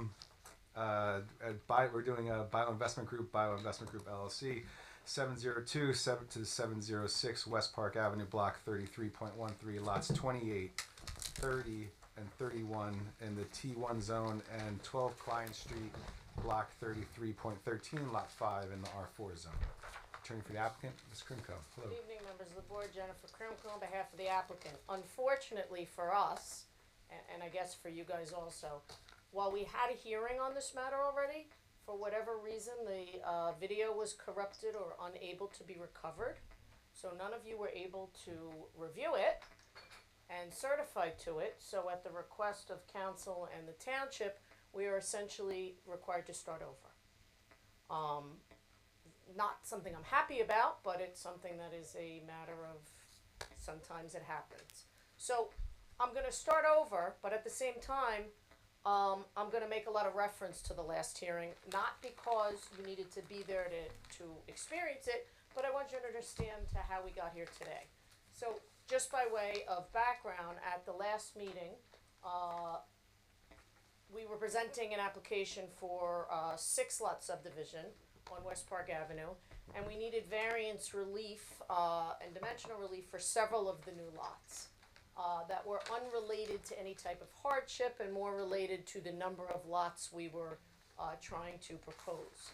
Additionally, the neighbors came out with regard to drainage concerns, and as a result, we went back to the drawing board quite literally, and we're coming back before you tonight with, I would say, almost a fully conforming subdivision. We reduced the lot, and now we have a total of 5 lots. The only variances related to this application are either one from an existing house and the requirement to dedicate land to the county, because that's something they require to do, but we're not changing that existing house, and the creation of the lot is not creating any variances. Another lot, which is being created, is now becoming a corner lot, and just purely as to the configuration or the design of the roadway, it's creating a variance, only as to one element of it. There's width and depth, and based how your ordinance defines it, but the lot areas all comply. And then lastly, the only other variance that, other than change of grade, which you'll hear, is with regard to the basin lot. And as you know, the basin lot technically has to meet the requirements of all buildable lots, but really, practically speaking, there's no reason for it to meet those requirements because it's not subject to building. It could be incorporated into one of the other lots, the variance goes away, and it could be done via easement, but we felt especially creating a homeowners association, having a separate common area lot, would be a better way to do it. So, other than that, it's fully conforming. It's conforming as to density, it's conforming as to, as you're gonna hear as we go through it. A couple of points I just wanna make, and then we'll jump right into it, is that during the pendency of the last application, and then getting to this one, we met in tech review, I believe twice. Once in the beginning before it was filed, and then we met again as it went. And as you're gonna hear from the testimony, we're proposing to subdivide these lots. We're not proposing construction of homes at this time. So we are looking to subdivide it, and the developer, the owner, will have to construct the roadway, the curbing, the streetlights, and all the things that are required. But we're not proposing any specific single-family homes at this time. Maybe the lots will be sold individually. Maybe it'll be sold to a developer. But at this point, you're not going to see houses on it because we're not seeking any variances for houses. And we're not proposing to construct any at this time. We're just proposing to create these buildable lots with the necessary infrastructure for them to be constructed at some time. So with all of that as a background, and I apologize for how lengthy it was, but there was quite a bit of history that needs to get to this. Would you like me to, do you have? What I'll do is I'll mark the exhibits I have in my file. Perfect. I'll let you complete the A exhibits and then I'll move on to the B. Perfect. Sound good? Yep. Alright. So for the applicant exhibits that I have in my file, exhibit A1 is the planning board application. Exhibit A2 is boundary location and partial topographic survey for block 33.13 lot 5 prepared by Dynamic Survey LLC, revised through September 10th, 2025. Exhibit A3, boundary, topographic, and utility survey for block 33.13, lot 29, prepared by Insight Surveying, revised through August 10th, 2023. Exhibit A4, boundary, topographic, and utility survey for block 33.13, lot 30, prepared by Insight Surveying, revised through August 10th, 2023. Exhibit A5, boundary, topographic, and utility survey for block 33.13, lot 31, prepared by Insight Surveying, revised through September 28th, 2023. Exhibit A6, traffic impact and parking assessment, prepared by Dynamic Traffic, dated September 24th, 2025. And I have Exhibit A7, major subdivision and site plan, prepared by Dynamic Engineering, revised through August 4th, 2026. Okay, and just a couple of more things to add to that. Let me just catch up, if you don't mind. Since we are going to reference it, I just also want to move in, just for reference, A8, which is the subdivision plan, also by Dynamic Engineering, and this one is revised through 1/8/26, and that's the subdivision plan that originally showed the 6 lots that have since been modified to 5. Bear with me, it's a lot of writing.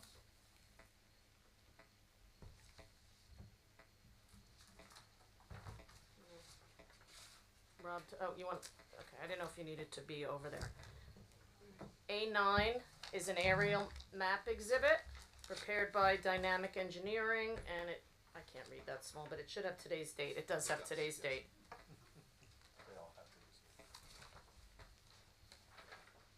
This is the same thing. What's that thing? This is the same thing. That's an overall, that shows that lot. Oh, okay. We don't need this. A10 is an overall site plan rendering showing the proposed subdivision. Yeah. And again, I had offered that there are 5 new lots, as you're going to see in the subdivision, and you'll hear from Rob. For those of you who were at the prior hearing, we're proposing a drainage easement through lot, I think it's lot 5, that is on Klein Street, which is why that is part of the plan and part of the subdivision application. Just so you understand why it's being shown as part of this. So it's not part of the subdivision, it's part of the ultimate site plan we're seeking for the infrastructure. And then last but not least, A11. And this exhibit is in direct response to, you good? Okay. Is in direct response to Ben's request. It's called a grass swale exhibit, and it's dated today. And again, there were some questions in Ben's report as to the grading on lot 5 and how we're going to ensure that the water get from the subject property to the roadway, and that's what this is for. So all that, we have a new face here for you. Someone who hasn't been here yet tonight. I'd like to introduce Rob Frood. Ms. Krimko, can I mark the board? No. Good night. You want to take down the? Yeah, thank you. Oh, this is, I'm ready. All Thank right. you. So now I'll mark the board exhibits as evidence. So we have Exhibit B1, Zoning Officer's Report dated June 3rd, 2026. Exhibit B2, Board Planners Report dated June 2nd, 2026. Exhibit B3, Board Engineers Report dated June 15th, 2026. B4, Memorandum from Code Enforcement dated October 6th, 2026. Exhibit B5, Memorandum from Department of Public Works dated October 1st, 2025. Exhibit B6, Traffic Safety Bureau Report dated October 15th, 2025. Exhibit B7, Crime Prevention Unit Report dated October 20th, 2025. Exhibit B8, Fire Marshal's Report dated January 20th, 2026. Exhibit B9, Environmental Commission Report dated January 21st, 2026. Exhibit B10, Monmouth County Development Review Committee Report dated March 16th, 2026. Exhibit B11, Board of County Commissioners Memorandum dated May 14th, 2026. Exhibit B12, Board Engineers Report dated August 18th, 2026. And Exhibit B13, Board Planners Report dated August 18th, 2026. You may proceed. Thank you. So I'd like to introduce our project engineer, have him sworn, and go through his qualifications. Sir, could you raise your right hand? Do you swear affirm that the testimony you're about to give is the truth, the whole truth, and nothing but the truth? Yes, I do. Would you like to voidway him? Yeah, if you could state your name and give the board the benefit of your professional credentials. Certainly. So my name is Robert Frood, F as in Frank, R-E-U-D. My professional address is Dynamic Engineering, 1904 Main Street in Lake Como, New Jersey. I have a Bachelor of Science degree in Civil Engineering from Lehigh University over 30 years ago. Since then, I've been practicing civil engineering and land development throughout New Jersey and the Northeast. I am a licensed professional engineer in New Jersey since 1999 and 6 other states in the region. I'm also a licensed professional planner by examination in 2006. And I'm a director and principal with Dynamic Engineering. And you presented testimony as both a professional engineer and planner, been accepted as an expert in both capacities. Yes, by over 100 boards, including this board a number of years ago for the tennis center just across the street here. Be a dirty that's fine. word, you Thank might you. not want to say that. I'm just kidding. Yep. Thank you. All right, Rob, I'm going to turn it over to you. And again, recognizing that this is a first go at it again, but with reference to what was previously here, let's talk about what's existing and what's proposed. Sure, thank you. So what's on the easel is the aerial map exhibit. It is A9. North is generally at the top of the page. West Park Avenue, generally running east-west through the middle of the page. You can see Route 35 on the left side of the page. About 1,000 feet to the east of that, you can see the yellow outline, which is the property in question. So you've got parkland across the street, and then quite a bit of R4 zone to the east and the south surrounding the property before you get to that commercial corridor of the Route 35 area. The property in question is in the TO, Transitional Office Zone, that extends through to the property, with the exception of Lot 5 on the rear that fronts on Klein Street, that is in the R4 zone. So again, specifically, we're block 33.13, lots 5, 29, 30, and 31. The primary focus of this application is lots 29 to 31, which is this somewhat rectangular trapezoidal shaped area here, plus lot 5 on the back. Again, as Jen indicated, lot 5 is really only appended to the application because of drainage improvements that are proposed there. There are no site improvements related to the subdivision of this application. So we have our frontage on West Park Avenue for lots 29 to 31. Existing conditions, there are 2 homes and a small garden center nursery on the property. There are a total of 4 curb cuts that come off of West Park Avenue, serving the parking lot as well as the 2 homes in that area. Generally, the site is flat, 1 to 2% throughout the site, running from north to south, meaning that anything that is on the property moves from West Park Avenue south, ultimately through Lot 5 area, back to Klein Street. It's, for the most part, it is open lawn area with the exception of the improvements associated with the structures fronting on West Park Avenue. There are trees throughout the site, but nothing that I would describe as wooded. There is no detention, no stormwater management on the site today. Everything is generally seep flowing across that lawned area. There are no water bodies, no floodplains, no wetlands on the property. There was a question that came up in the engineer's letter. There is a portion of the parkland across the street that shows up on DEP mapping as potential wetlands based upon its separation from the property and distance from the property, as well as the intervening West Park Avenue. We don't anticipate that there would be any buffer implications on development on this property. That essentially is the existing conditions. I'm now going to go to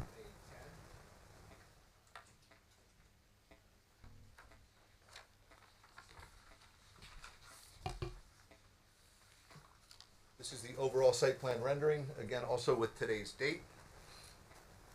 This is revision number 4 of the subdivision and site plan set with the date of August 4th, 2026. The original plans were prepared on 9/11/2025, so almost a year ago. As Jen indicated, we did appear before this board with a submission that was dated from around February or March, and have since revised plans. And those revisions were in direct response to the comments from the then board members. And I don't know if any are the same. I think Ms. Kaplan is the same and Mr. Palutis. And I forgot about you after the first one, Ed. Oh, just kidding. So some were here, but those comments and some board members that aren't here, but more importantly from the public, with regard to the number of lots and the way the drainage was and the way that the basin lot was, we made some significant changes. We did. So let's talk about the changes and then let's go into what we're actually proposing now. Absolutely. So just to orient the board, this has the same orientation as the aerial exhibit, with north at the top of the page, with West Park Avenue running across the top of the page, and Klein Street you see at the bottom of the page with Lot 5 is rendered. Again, this is over an aerial image that was taken from Near Maps about a year ago. Lot 5 is included and rendered here, but none of the house structure or physical improvements on that property are changing. That's all the same as with the prior application. The focus of the application is the front portion that fronts on West Park Avenue and the creation of the new road. At this point it's called Road A, coming into the site that's about 250, 240 feet long. The original orientation of the lots includes keeping what's called Lot A in the northeast corner around the existing building. Jen mentioned some variances with that. I'll get into that in a minute, but just to, again, go through the changes here. That lot's staying the same. The other 1, 2, 3, 4, 5, 6 lots that are proposed used to be 7. There was a carve out of a residential lot in the southwest corner, and the basin was a little bit further to the east. So with the feedback from the neighbors, from the board, and from the professionals, we made the adjustment to eliminate that lot in the southwest corner and just shift the detention basin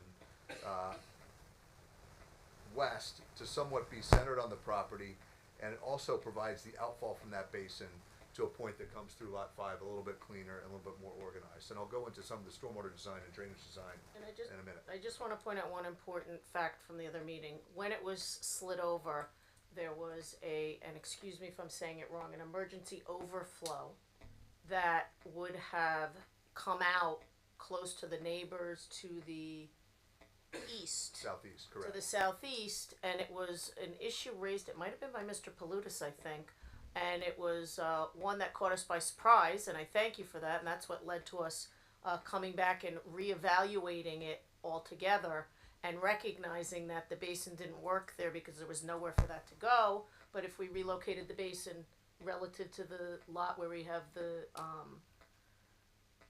easement, we were able to ensure that we would not affect any of the neighboring properties. So that was also the driving force behind this change as well. Absolutely, and I'll get into some detail on the drainage and the stormwater in a minute, but that's certainly an overarching guiding factor, if you will, in the redesign here, was to be able to get that basin slid over to the west so that not just the pipe outfall, but the emergency overflow is safely and cleanly directed through lot 5 to Klein Street. So with the adjustment, I'll now go through a little bit of what we're proposing. Again, there are a total of 7 lots proposed in the subdivision. One of them is the existing building in the northeast corner. Its driveway will remain the same. The building, the structure, and the front porch will remain the same. We have submitted to and received conditional approval from Monmouth County Planning Board. As part of that application, they've requested a 15-foot right-of-way dedication across the frontage of the property. That is what's shown along the frontage now in red. So that would be the resulting front right-of-way line after a 15-foot dedication. In speaking with the county, there are no immediate plans for improvements along West Park Avenue. In fact, from Route 35 all the way to the school, there's a lot of residential uses that front there. It would be complicated to create a widening that we would expect anytime soon, but we're providing the dedication to allow for that in the future. But, so simply put, we're moving the property line towards the existing house, but we're not changing the road. Nothing's gonna change physically. That's right. That's right. And that's important because of the front yard setback relief that we're seeking. That front yard to the porch is about 16 feet today. It'll be about 1 foot after this, but we don't expect any right-of-way improvements from the county. And that has this subdivision has no bearing on that. Where the line work is for this subdivision has no bearing on that. That setback exists today regardless. If the county were to come in and take 15 feet, that porch would exist there regardless. And just to break that down a little bit, when you say to take it, so basically the county could, if we weren't filing a subdivision through eminent domain, expand the right-of-way and take that land, and it would be creating the very same setback. They just wouldn't have to come to the board for a variance for it. Correct. That's right. So that is identified as Lot A, and then moving essentially clockwise around the cul-de-sac, we have Lot B, C, and D that are along the east side of the cul-de-sac, and then Lot F is the one at the rear. That's a trapezoidal shape. The reason it's got that tan color, it's a sand bottom infiltration basin. It's surrounded by a wall about 4 feet high, which also includes a safety fence at the top of that. The discharge from that basin will go via pipe into Klein Street as part of the redesign here. Rather than running, previously we went to Klein Street and went west a small distance to an existing inlet. Instead of doing that, we're going to catch it a little bit further downstream, which means we're crossing Klein Street and putting a doghouse structure there and upgrading the size of the pipe in Klein Street to make sure that it can handle additional flows. Now, when I go through the drainage and stormwater, what you hear is by putting the stormwater basin in there, we're reducing the flows that ultimately come that direction towards Klein Street, but we're increasing the pipe capacity, as you've heard in other applications tonight, general infrastructure in this area. If we can do something to improve the infrastructure, it's going to benefit the community, not just this application. So if there, and when you say we're increasing the pipe, then it's not just a pipe for us, it'll help carry the flow of any water that may be going there already, and if the neighbors have flooding situations in that area, it's gonna help facilitate that. So it's not just taking what we're proposing, but it's bigger, so it will help the existing situation. It should benefit the community, correct. Okay. So that lot is important, and Jen alluded to this in her introduction. There are several variances associated with that lot because it, while it is sized almost at the 10,000 square feet required at 9,057, it also has some lot frontage, lot width, and lot depth variances associated. Again, those criteria are generally, and I'm going to summarize planning later, but in general, those criteria are intended for building construction and making sure there's appropriate light, air, and open space, there's appropriate setbacks, things like that. Because this is just a detention basin, those won't be impacted in that way. And Jen even mentioned, we could eliminate a lot line, put that in an easement on one of the lots, and we'd have no variances there. But with the homeowners association, it's just a little bit cleaner and easier to put it on a separate lot for the homeowners association to maintain. And then working our way around, there's 2 more lots on the west side of the cul-de-sac for a total now of 5 as opposed to 6 new lots. Those lots range in size from 10,028 square feet to 16,426 square feet. So they all exceed the minimum 10,000 square foot standard for the zone. They all also meet all of the lot width, lot depth criteria, with the exception of the final lot in the northwest corner. As Jen alluded, there's a lot depth standard of 100 feet, and we are just less than that. I just want to make sure I have the right number at 98.7. So we're 1.3 feet less than the lot width. As you can see, the western property line and the street right of way are not parallel, therefore towards. Rob, yeah, how is that calculated? Because I get 100 feet for the depth. I'm not sure which way you're calculating. We calculated, and I'm glad you bring it up because it's not parallel. It's an interpretation of how to calculate. We may have misinterpreted. We were taking a very conservative approach and taking the frontage as close as possible to West Park Avenue. On Road A? To Road A. Yeah. Yeah. And if you have the radius of the curve is 25 feet. Mm-hmm. So if you were to eliminate that radius, extend that line up to match the line that's parallel to West Park Avenue, and square off the lot rather than round it, it would be 100 feet. It might very well might be yes. 25. I know that at the setback line, it's at least 100 feet, if not more. Yeah, the setback line is more than 100 feet. So it's really a technical variance, if a variance at all. Right. Yeah, I really question whether there's even a variance necessary. That's the question I have. And I appreciate that, and I was going to put some planning discussion in just in case. Yeah. But part of it was that the building envelope doesn't change because at that front setback to West Park Avenue, it meets the 100 feet. So the building envelope is the same, and it does meet the lot area requirements as well.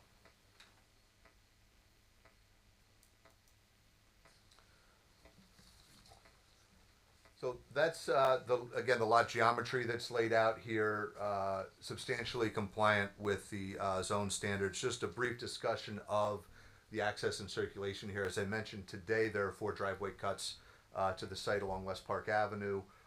1 will remain, which is the driveway to Lot A. The other 3 will be eliminated and replaced with Road A. So you'll now have a defined road entrance with stop bar, stop signs, sidewalk and crosswalk along the frontage as well in that area.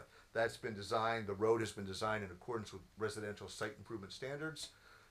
And as I mentioned, we have received approval from Monmouth County for this application. The only conditions that we have with that are for filing deeds and bonds and inspection fees. So all the technical components have been satisfied. And the reason why that is relevant is that West Park Avenue in that area is a county road, so ultimately they would have jurisdiction with regard to any driveway or roadway sidewalks and the like that would connect. That's correct. Yep. The new road will have a 50-foot right-of-way, and then the paved cartway, which is the area between the curb.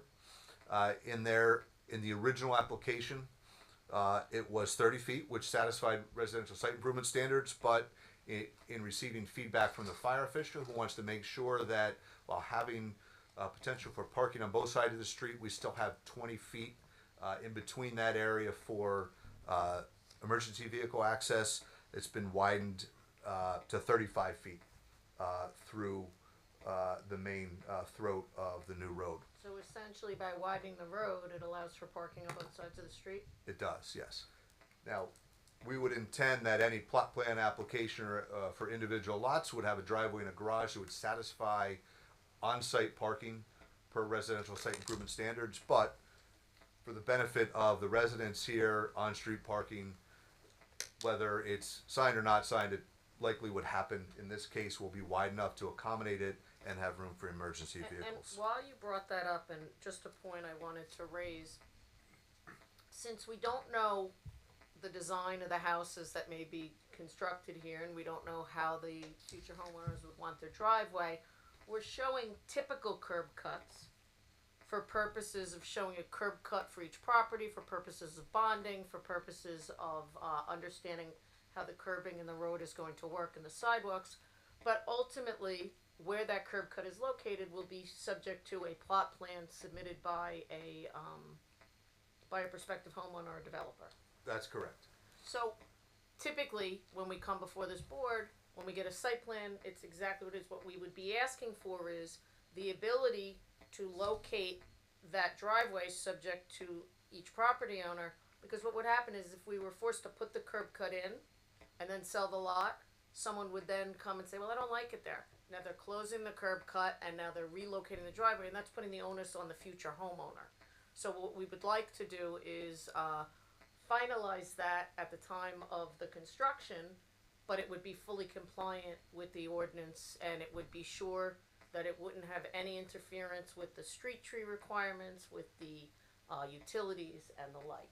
And this is something that we spoke at length with Ben about, and one of the ways that could obviously address to make sure that there's a record as to it all being done correctly is that there would be as-built surveys of each of the properties as they were developed.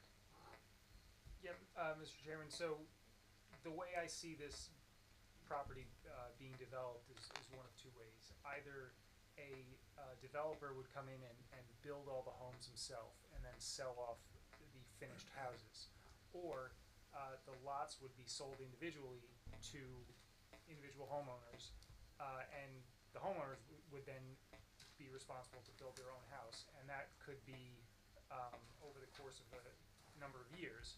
So if one developer was going to build all the houses at once, then I would say that would be a site plan that would require at least a review. Maybe our attorney could tell us if they would have to come back to the board. But if the intention is to sell the lots off individually, then I don't have a problem with that being subject to plot plan review, which goes to the township engineer to review, and he could compare them to the plans that potentially could be approved here. Do we know what the intention is? We don't at this point, and that's why we're not proposing anything. I mean, for right now, the intention is that the lots would be sold individually, but I can't say that someone wouldn't want to come in and buy all the lots and develop it themselves. We're not seeking any relief as it relates to curbing, sidewalks, street trees, and everything else. So all this is a matter of simply is where the driveway goes. That's it. That's the only thing we're talking about here. Everything else is as you see. So if we needed relief for certain things, I could see where, well, you want to come back and make sure we're not creating any new relief. Obviously, if anything proposed creates anything that would require a design waiver or relief, we'd have no choice but to come back to the board. But what I'm suggesting is that since we're fully compliant with all of these design standards, it would be no different than any homeowner who would go and want to put a driveway in. Okay. I hope I explained that in a way that, okay. And The only other thing with relation to the geometry here, the cul-de-sac satisfies RSIS standards. We did make, through the revisions, an adjustment to some of the internal radii on that cul-de-sac to satisfy the fire official's comments. His last letter, I think was read into the record, was from January 20th, 2026. There were 3 comments, 2 related to the geometry. One was the width for the park, and the other was some comments with regard to the radius, and we'll satisfy that. The third one was looking at potential for fire lanes as a condition of approval, and we would be certainly willing to do that. So should the board vote favorably, we would agree that we would have to satisfy the fire official. Correct. So moving on to some of the grading and drainage, and that also relates to how this application is being proposed relative to potential development plot plans here. The grading plan that's been proposed includes grading design for the new road. It includes the stormwater management basin. It also includes general grading on each of the lots to make sure that drainage will work in the post-construction conditions after the plot plans are here. What I mean by that is the design starts with the detention basin and the outfall, and then we build the road, and then each of the lots are designed so that they can drain in this case generally an east or west direction.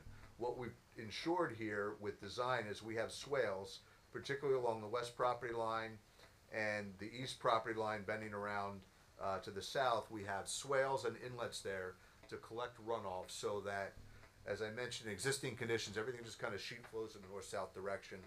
Now, things will move in generally the same direction. They'll move a little bit east and west, but we're collecting it on site and bringing it to the detention basin so we can handle stormwater management before it gets off site. And Rob, just to clarify, what you're proposing, the grading of the lots as well as this drainage infrastructure on these individual lots, is all part of what would have to be done before a lot could be sold to an individual to construct. That would be whomever the developer is or the applicant. Before they could sell off the lots for someone to build on it, they'd be posting a bond and signing a developer's agreement that all of this infrastructure work, all the grading, all the drainage, as shown on the plan, would have to be done. Correct. So in addition to building the road, they're going to build a drainage collection system all the way around the perimeter on the west side, on the east side, wrapping all the way around that gets to the basin. The road infrastructure drainage is collected in the road and gets into the basin. So there's 3 entry points into the basin, collecting essentially the majority of the site. All of that is on this applicant, this developer's obligation before any lots could be constructed. With that grading, we are seeking relief from the ordinance section 21-20.16 with regard to grade change from existing grades that cap it at 2-foot grade change. Because of the groundwater, because of the need to get the detention basin above the groundwater, as well as the need to make sure that anything in and around a potential house flows in a positive direction, we're seeking relief where we have as much as about 3.5 feet of grade of additional fill proposed, where 2 feet is in the ordinance. That's less than 15% of the site. So it's small areas where we have that much. The majority of the site then would be within the 2-foot limit. And again, that's all to benefit future applicants so that everything does drain properly in the future in a post-construction situation. And also it's to benefit the surrounding neighborhood to make sure that, as designed, there'd be no negative impact. Right, we're creating berming and swales that not only protect the water from going to the neighbors, but collect it before it gets there. And it's a double protection in that, one, we have been reviewing this as to the general infrastructure and grading and drainage, and then if, as and when a house is developed, they'd be subject to the standard grading and drainage review for any kind of construction by the township engineer. Correct, yep. Moving into the drainage, there are several criteria that we are reviewing as part of the application and design. The Township of Ocean's Land Development Ordinance, the Soil Conservation Standards, as well as the DEP standards for stormwater management, which are essentially adopted through the municipal ordinances, chapter 7:8 for the state. With that, because we have over an acre of disturbance and over a quarter acre of new impervious coverage, we're considered a major development. We have to satisfy several key criteria as part of the project. groundwater recharge, water quality, water quantity, and green infrastructure. And we do satisfy all those in several ways. Groundwater recharge means that whatever is going into the ground today, we need to meet and exceed that in a future condition. We're doing that in a couple of ways, primarily with the sand bottom infiltration basin that's here that I described, about 4 feet deep. Sand bottom means that the initial storm event, the water quality event, will seep into the ground.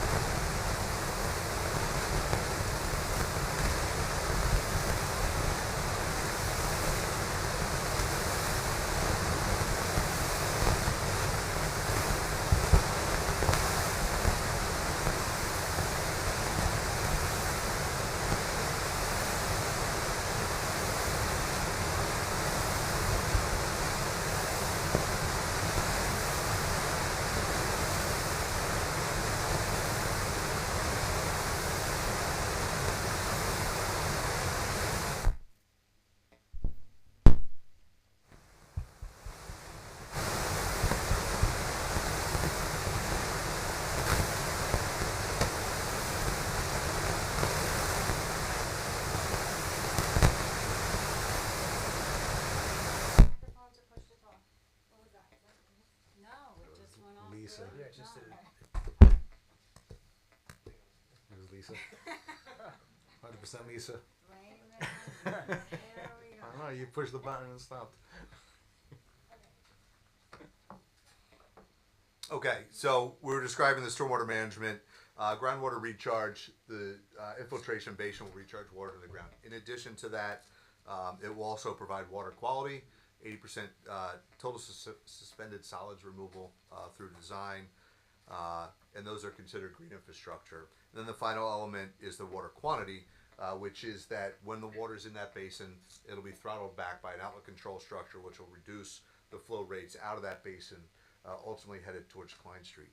In addition to that basin, for each of the lots, we've designed 4 1,000-gallon dry wells that will collect and recharge runoff from those developments. The way we've designed that system for each lot, again, benefits the town from future development and makes sure that future plot plans would be accommodated properly. We followed what maximum impervious coverage would be allowed, which would be the T1 zone, which is accounts for 25% buffer on the 90% allowed as part of the buildable lot area. That comes to 67.5% is the maximum limit in this case. So we've designed our stormwater system for the maximum impervious coverage built on any one particular lot. That doesn't mean that all the lots would have the maximum coverage. That doesn't mean that how they would come in, but when they come in, if they satisfy the lot coverage requirements, this design would accommodate it per the municipal stormwater ordinance. So, sand bottom infiltration basin, 4 dry wells on each lot. What happens then is we have an outlet control structure at the back side or the south side of that basin that has a pipe that I mentioned previously that runs along the west side of lot 5 until it gets to Klein Street, where it then goes across the street and goes east for a bit to an existing inlet, and we're replacing all that line from 15 to 18-inch pipe to get a little bit more capacity, again, for the benefit of the community. That Repeat that one more time, please. Can you just go over that again for me? Sure. So there's a drain pipe that will come from the outlet control structure on the detention basin lot within the subdivision, along the side, an easement on the edge of lot 5, and into Klein Street in a pipe. It will cross Klein Street and then go east about 100 or so feet just before the cul-de-sac to an existing inlet, where there I believe the drain system continues to run south. Mr. Chairman, may I ask a question? Sure, yeah. So is that pipe gonna run along the edge of that street down Klein Street to where you're saying it's gonna discharge, or it's just gonna discharge onto Klein Street and then flow down the street? Everything in that case would be in an underground pipe. So today there are 2 inlets in Klein Street just west of where our property is, one on each side, that are interconnected, that ultimately run east just before the cul-de-sac to an inlet. So there's an existing collection system in Klein Street. We're going to connect to that. So everything will be underground. But we're not connecting to the existing, we're gonna make it bigger. But we're going to make that stretch along The south side of Klein Street, we're gonna make it bigger. We're gonna go from 15 to 18 inches, provide some additional capacity, not just to benefit our development, but it'll improve capacity of the system for the community. And everything from there down is already 18-inch pipe. When I say down, I mean from Klein Street south to wherever that goes, it's already 18 inches. So we're matching it one section upstream, just to, again, to increase capacity. So, at the prior hearing, some of the neighbors who came out and complained that there's some flooding in that area when there's heavy rains. Could that be because a 15-inch pipe was being connected to an 18-inch pipe and the water couldn't get out fast enough? And it was getting backed up in the 15-inch pipe? Certainly could be. I think as we've all seen recently, storm events are different than they were when communities were built and designed 20, 30, 40, 50 years ago. Collection systems need a little bit more capacity for those impulse storms that are happening now. So by increasing that pipe to 18 inches to match what's downstream, provide a little more capacity in Klein Street to try to get the water away. And you won't have that bottleneck. We won't at have the we connection. won't have as much bottleneck, correct. Now, a question came up in the last engineering review letter before these plans were designed. What happens with, so typically when we design a pipe, we design for a 25-year storm. Basins are designed for a 100-year storm. Question came up, what happens for a 100-year storm if that basin were to get clogged or to fail or something to happen? So we looked at failure of that system, and we also have a swale. And we talked at the very beginning, I'll take a step back for a minute. We talked at the beginning about the changes that were made from the previous submission to this submission. One of them was the location of that overflow from the basin. And we moved the overflow. It was further east. We moved it west behind Lot 5.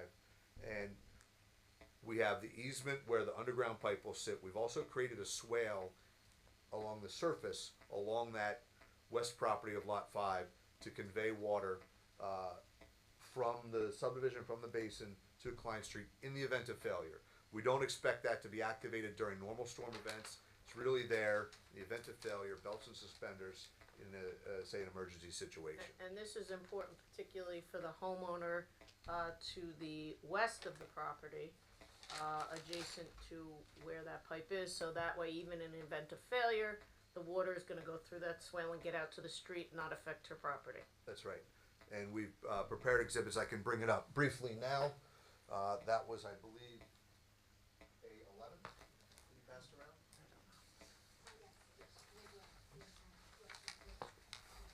So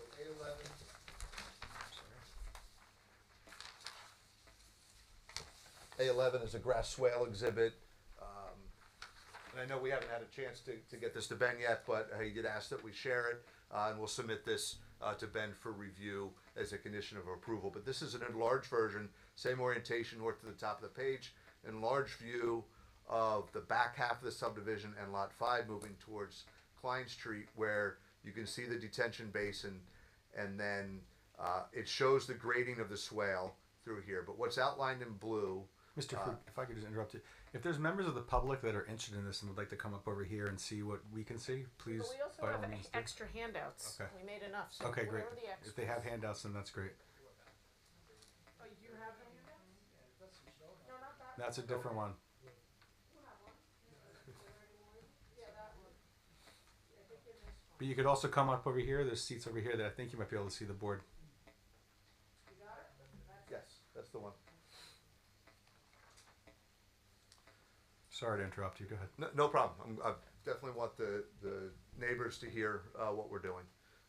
And on the right side is a cross section through the grass swale. What that shows is the bottom width of about 7 feet. The side slopes at 3 to 1, which means it's easily mowable, things like that. It won't erode. And then the depths of various storm events. You've got the 2, the 10, and the 100. I know it's hard to read from a distance. But what it shows is that even the 100-year storm is contained within this swale. The swale is only about 6 inches deep. It's fairly shallow, but it contains the flow of a 100-year storm if it were to activate over the emergency spillway and stay within the easement along the west side of Lot 5.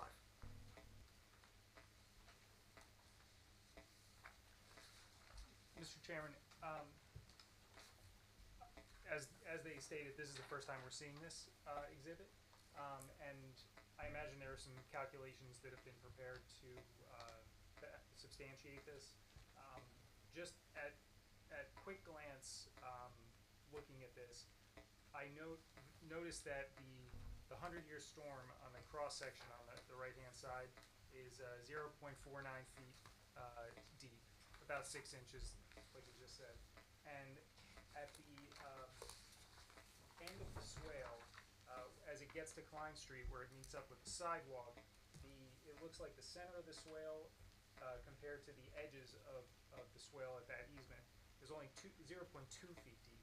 So I think that the water surface is going to be a lot wider at that point because you don't have that same 6-inch depth at the end of the swale. So I think that might be something that needs to be looked at Okay. A little further.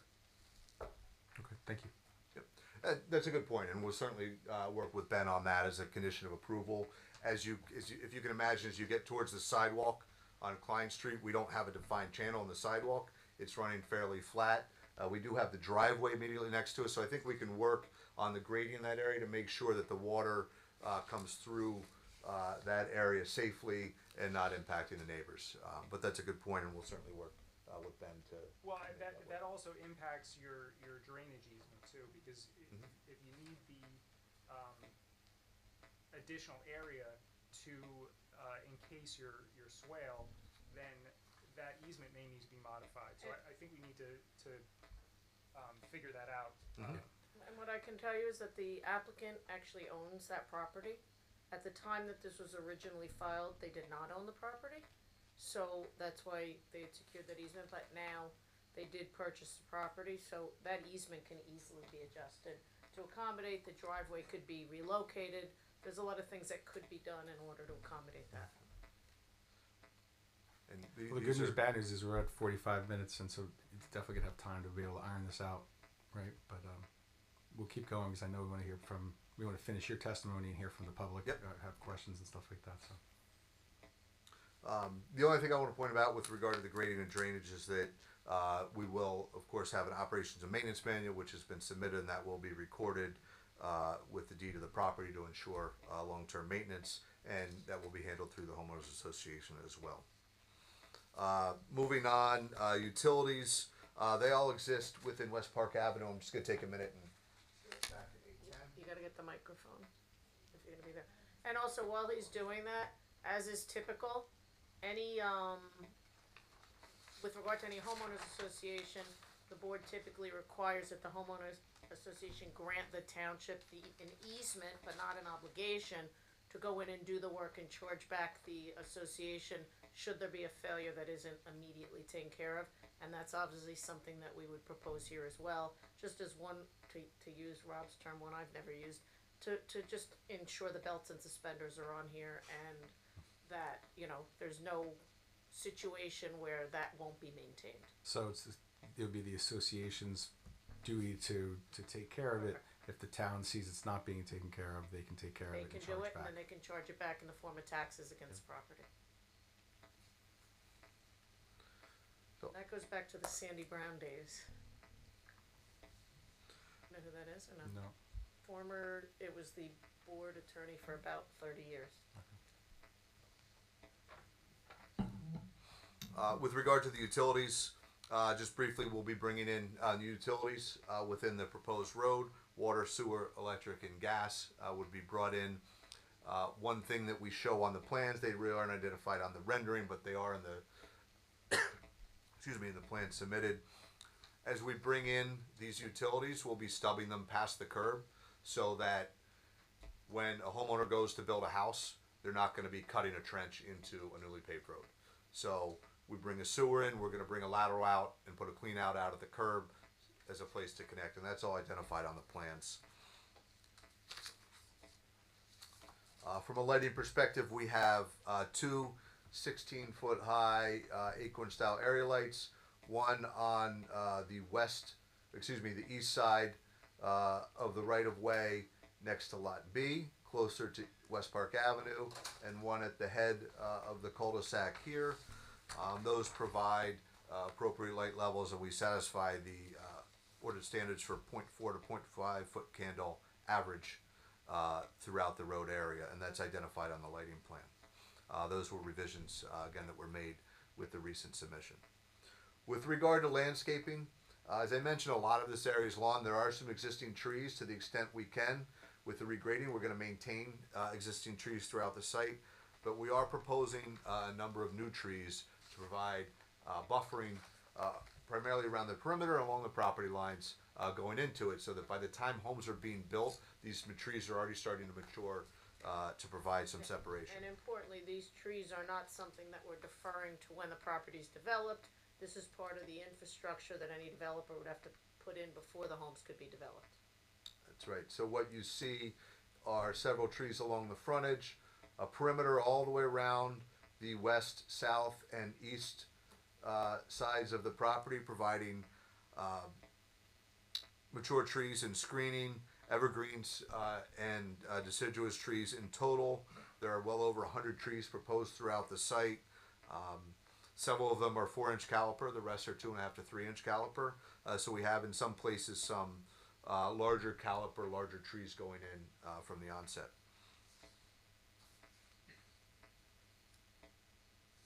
And as it relates to tree removal and replacement, we are meeting the ordinance requirements. We are correct. I have to correct that, you're not. Okay. Okay. My calculations are that you actually require a donation of $4,812.50. We will plant the trees. What? We'll plant, Well, then you have to revise the landscape plan. yeah, we'll add more trees. Okay. No problem. If you can share your calculations, we'll double check that. It's in my report. Your report. Did you issue a updated report? Yep, the plans came in I very don't late. have, I issued a report on the 18th. I don't have it, I only have the June 2nd one. And part of it is that there's a miscount. Maybe she didn't get it? There's a miscount on the number of trees I that are copy being it? removed. Can you just resend it to me? by 6. And there are some trees that you're proposing that really aren't really trees, they only grow to 20 feet. So I gave you a credit for them, but a less credit than you would get on a one-for-one. Alright, so we're committing and obviously, I mean, I'd like to stay all night, but if we're not gonna be able to, and we're gonna be coming back, we'll go over Jim's report and we'll make sure that we meet the tree removal and replacement by way of planting as opposed to payment.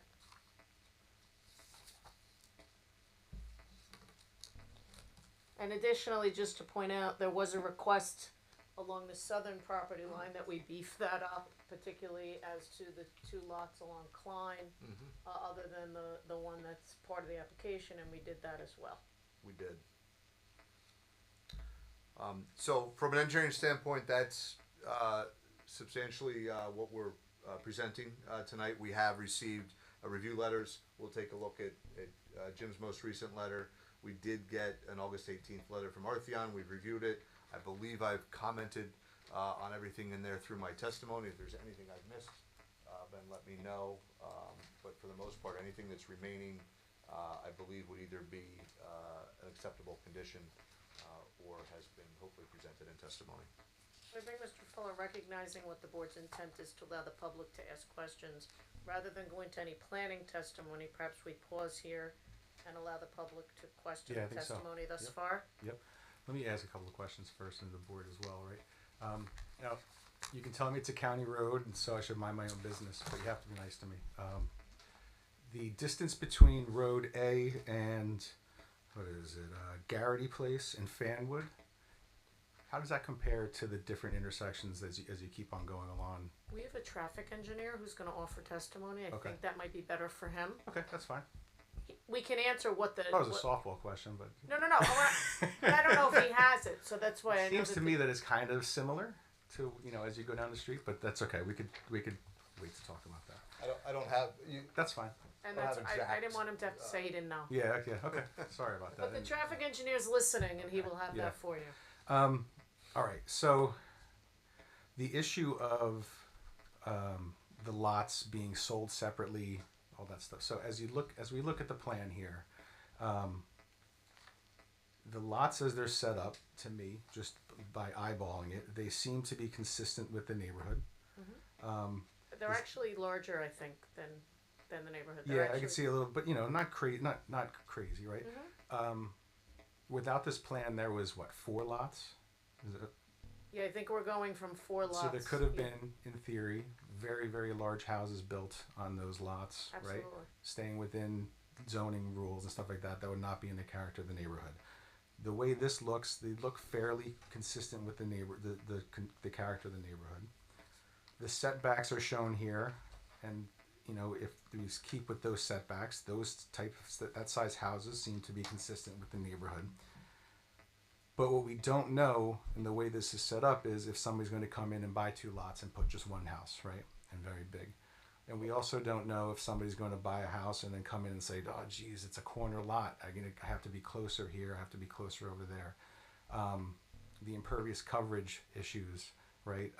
Later, we're going to be talking about an ordinance that's going to reduce the impervious coverage. So we don't know if somebody's going to come in and say, well, this lot's great, but it's just too small. And earlier tonight, we talked about a lot that didn't look like all the other ones. And I said, how the heck did that happen, right? We're here at the moment where somebody one day might say, how did they let that happen? So I can address that to a certain extent because I didn't write the law, so I can just explain. So unfortunately, right now, in the state of the municipal land use law, an exception to the subdivision rule is a lot consolidation. So anyone, anywhere, can go and purchase as many lots as they want and consolidate them and not have to come to the board as long as they take it down. We can't control that. What some municipalities have done, and I'm not suggesting it be done, but what some municipalities have done is put floor area ratio limits as to the size house you can build. Or to make sure that no matter how big the lot is, you're not going to have 80,000 square foot houses to keep it out of character. Ocean doesn't have that ordinance right now. No different than any other subdivision anywhere in town or anywhere within those neighborhoods around, anyone could come in and buy at multiple lots. So that I can't do anything about. But the likelihood of that happening, based on what these lots would sell for post-subdivision after the developer has invested the millions of dollars to put in all this infrastructure for the individual lots and the individual landscaping and it's a lot less likely than it would be today. Because the value of the land today is far less than what it will be as the individual lots if this is approved and the roadway is put in and all of this is developed. I can't tell you that a sheik from Arabia who has unlimited funds can't come in and buy up every property in town and do that. Right. But by creating a neighborhood as opposed to random huge lots, the likelihood of it happening is less because it's just not going to be cost effective. Because of what the underlying land cost is going to be when you acquire those lots. And conversely, even if I had a developer that came in and built every single house here, there's nothing that can't say that someone couldn't come in and buy 2 of them, knock down what they built, and build whatever they want there. So I think it's less likely to happen with the subdivision than it would be in its current state. Okay. Jim, do you have anything to say about that? You understand part of my concern, right, is that we're going to create a situation where somebody's going to come back and say, hey, this doesn't work for me, and I need to. So are there limits that we could put on, or maybe this is for our attorneys, are there limits that we could put on approval? You can't. I don't know if you can do a condition of approval where lots could be consolidated. I don't think that. Well, how about I'm looking at the existing condition, you've got 3 huge lots there. It exists right now, somebody can come in and build a huge. Yeah, so Yeah. Mr. Well, Fuller- less so. My concern is less so actually about combining lots, but setting up lots into a situation where they're going to then want variances and So want I to can answer not be that able to. too, because this comes up all the time. So at the end of the day, the way that you're protected is that they can request whatever they want, but you have to be able to meet the proofs in order to do it. These lots are being created fully conforming, if not larger than conforming, and they're going to be graded in a way that makes it conducive to the single family home on it without any setback relief. So if you have the benefit of now being a combined board, where if someone comes for a variance, you could easily point to this subdivision and say, there is no hardship here. There's no reason why you can't do it other than that's what you want. So it's not as if you have an established development like the one with the pool that was there from the 80s. Yep. So you have a fresh slate. So anyone could ask for anything. But at the end of the day, sitting up there, serving as both the planning board and the zoning board, you're in a unique position to say, look, when we granted this subdivision, those lots exceeded all the requirements, and a fully conforming house could easily be built, so there is no justification for a variance. So I think that's a protection you have. Plus, they'd have to make the application, they'd have to notice all the neighbor, so I mean, there's a lot of protections in place for that. Can we quote Ms. Krimko in the resolution? No, you can't. Let me tell you this: I won't come, and I won't let young Anthony's not here. He did a hearing on his own tonight in Colts Neck, and he texted me. He got an approval, so that's great. But he won't either. I'll make sure. You can write that in the resolution. This is my this is exactly what I wanted to hear. Thank you. Yeah. We can get the words off the tape. Yeah, that's No, but realistically, and that's exactly why. Just because we're ending anyway, the legislature and the courts don't allow you to put those restrictions in because they don't want to affect the alienability of property some way in the future based on new zoning, new regulations, and everything else. They want you to be able to have the fairness of going through the process the way anybody else can. okay. Mr. Chairman, I would like to suggest something based on the time, and that we still have another person to give testimony and the community that wants to speak. And this way, if we adjourn, we would not have to make a conditional approval based on what Mr. Matlack said. Since this is the first time he's seeing this plan. Yep. And that could be fixed then when they come back. And we Right. I understood that was the direction of the board. That was I think that's the Regardless, plan. that as soon as Rob was done with his affirmative, you were gonna have the public speak. I want to make sure we all can ask questions. Let members of the public ask questions because they've sat here through 4 hearings, through 4 applications. So ask questions right now, and then we'll carry. Okay. Thank you. Sure. I think that was Lisa's way of saying she's ready to go home. Yeah. No, it wasn't. It's my way of saying very nicely, I don't wanna make. Right, for the last question. Yeah. Go right ahead. So, for the swell and the pipe and everything that's on your diagram's not this one now. You can put up the other one. Yeah. Please have it. You have it on the west side of the property on Klein Street. What was that determination that's on the west side there? I see the catch basin, looks like it saddles, the one property to the west oriented to the property that the developer owns.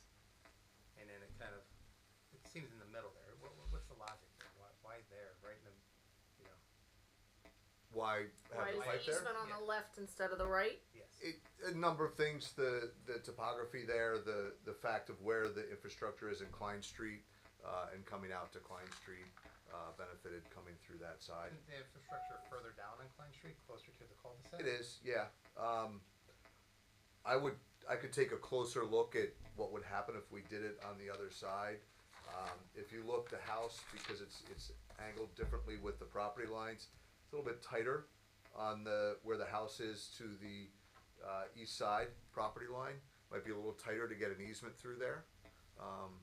And get Yeah, the if we swell look through at that. The driveway, it looks like it's almost touching the driveway of the Yeah. existing house. The curb cutouts there, further, again, I'm going, towards the southeast there on it. You don't have the driveway, you're closer to where I believe the street catch is there, and, the drainage there where you're gonna be tying in, there'd be less piping that you'd have to put in there from the 16 to 18 inches further down. I'm just trying to understand the logic there, because that's at the bottom of the new catch basin, that wasn't there before. Right, correct. It was further down there, and it wasn't this design. Just trying to, We can look closer at that. I don't have, I know that there was some Yeah, design spot, thought but in it's that, just, but we can didn't look know if closer and there's bring some logical or- information. I made a note, Mr. Plutus. We'll take a look at that and be prepared to either move And then it the swell, or answer it. Catch and everything could be Right. further down there too. And on the dry wells, I don't know if I heard you correctly. Do you say 4 dry wells per lot or? one will have four. Each one will have 4. Now, will they have a pop-up also, or is it strictly dry well to go into the groundwater? Right now, it's just a dry well to show the capacity. Okay. I think as a plot plan comes in, you would determine exactly how the pop-out goes, and if it has, but the intention is, well, 2 things. One is if it were to overflow, we have the perimeter drainage system, so everything would be collected at the rear of the property before it went to the basin. Or if it was in the front, it would overflow towards the street. And when would they be put in? When the home builder does it, or? That's a good question.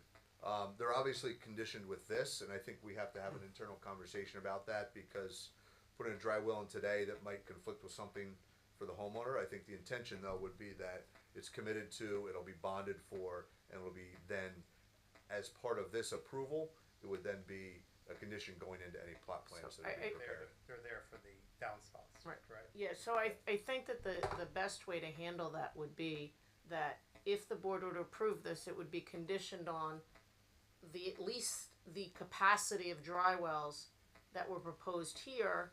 That could change subject to an engineering review and what the location, not the amount, but the location would change. So I would hate to put them in to just have a homeowner have to move them or change them. So I think if it's a condition of approval here and it's written into the homeowners association documents, which are recorded, then it's guaranteed that every single lot that gets developed will have a minimum of, and I think you said 1,000?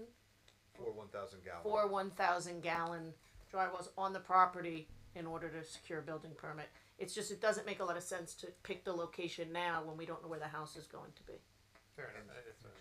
From a stormwater perspective, two points to make. One, and Ben can certainly review and confirm, but the road infrastructure comes through the basin. All of that would be detained. Those dry wells are to benefit future development and future homes.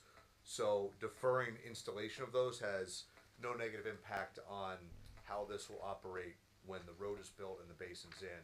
It will manage stormwater as it should. This is for the 4 points of a house. Right. And then when each lot comes in, you get 4 dry wells to accommodate the driveway, the house, the deck, whatever's gonna happen with that.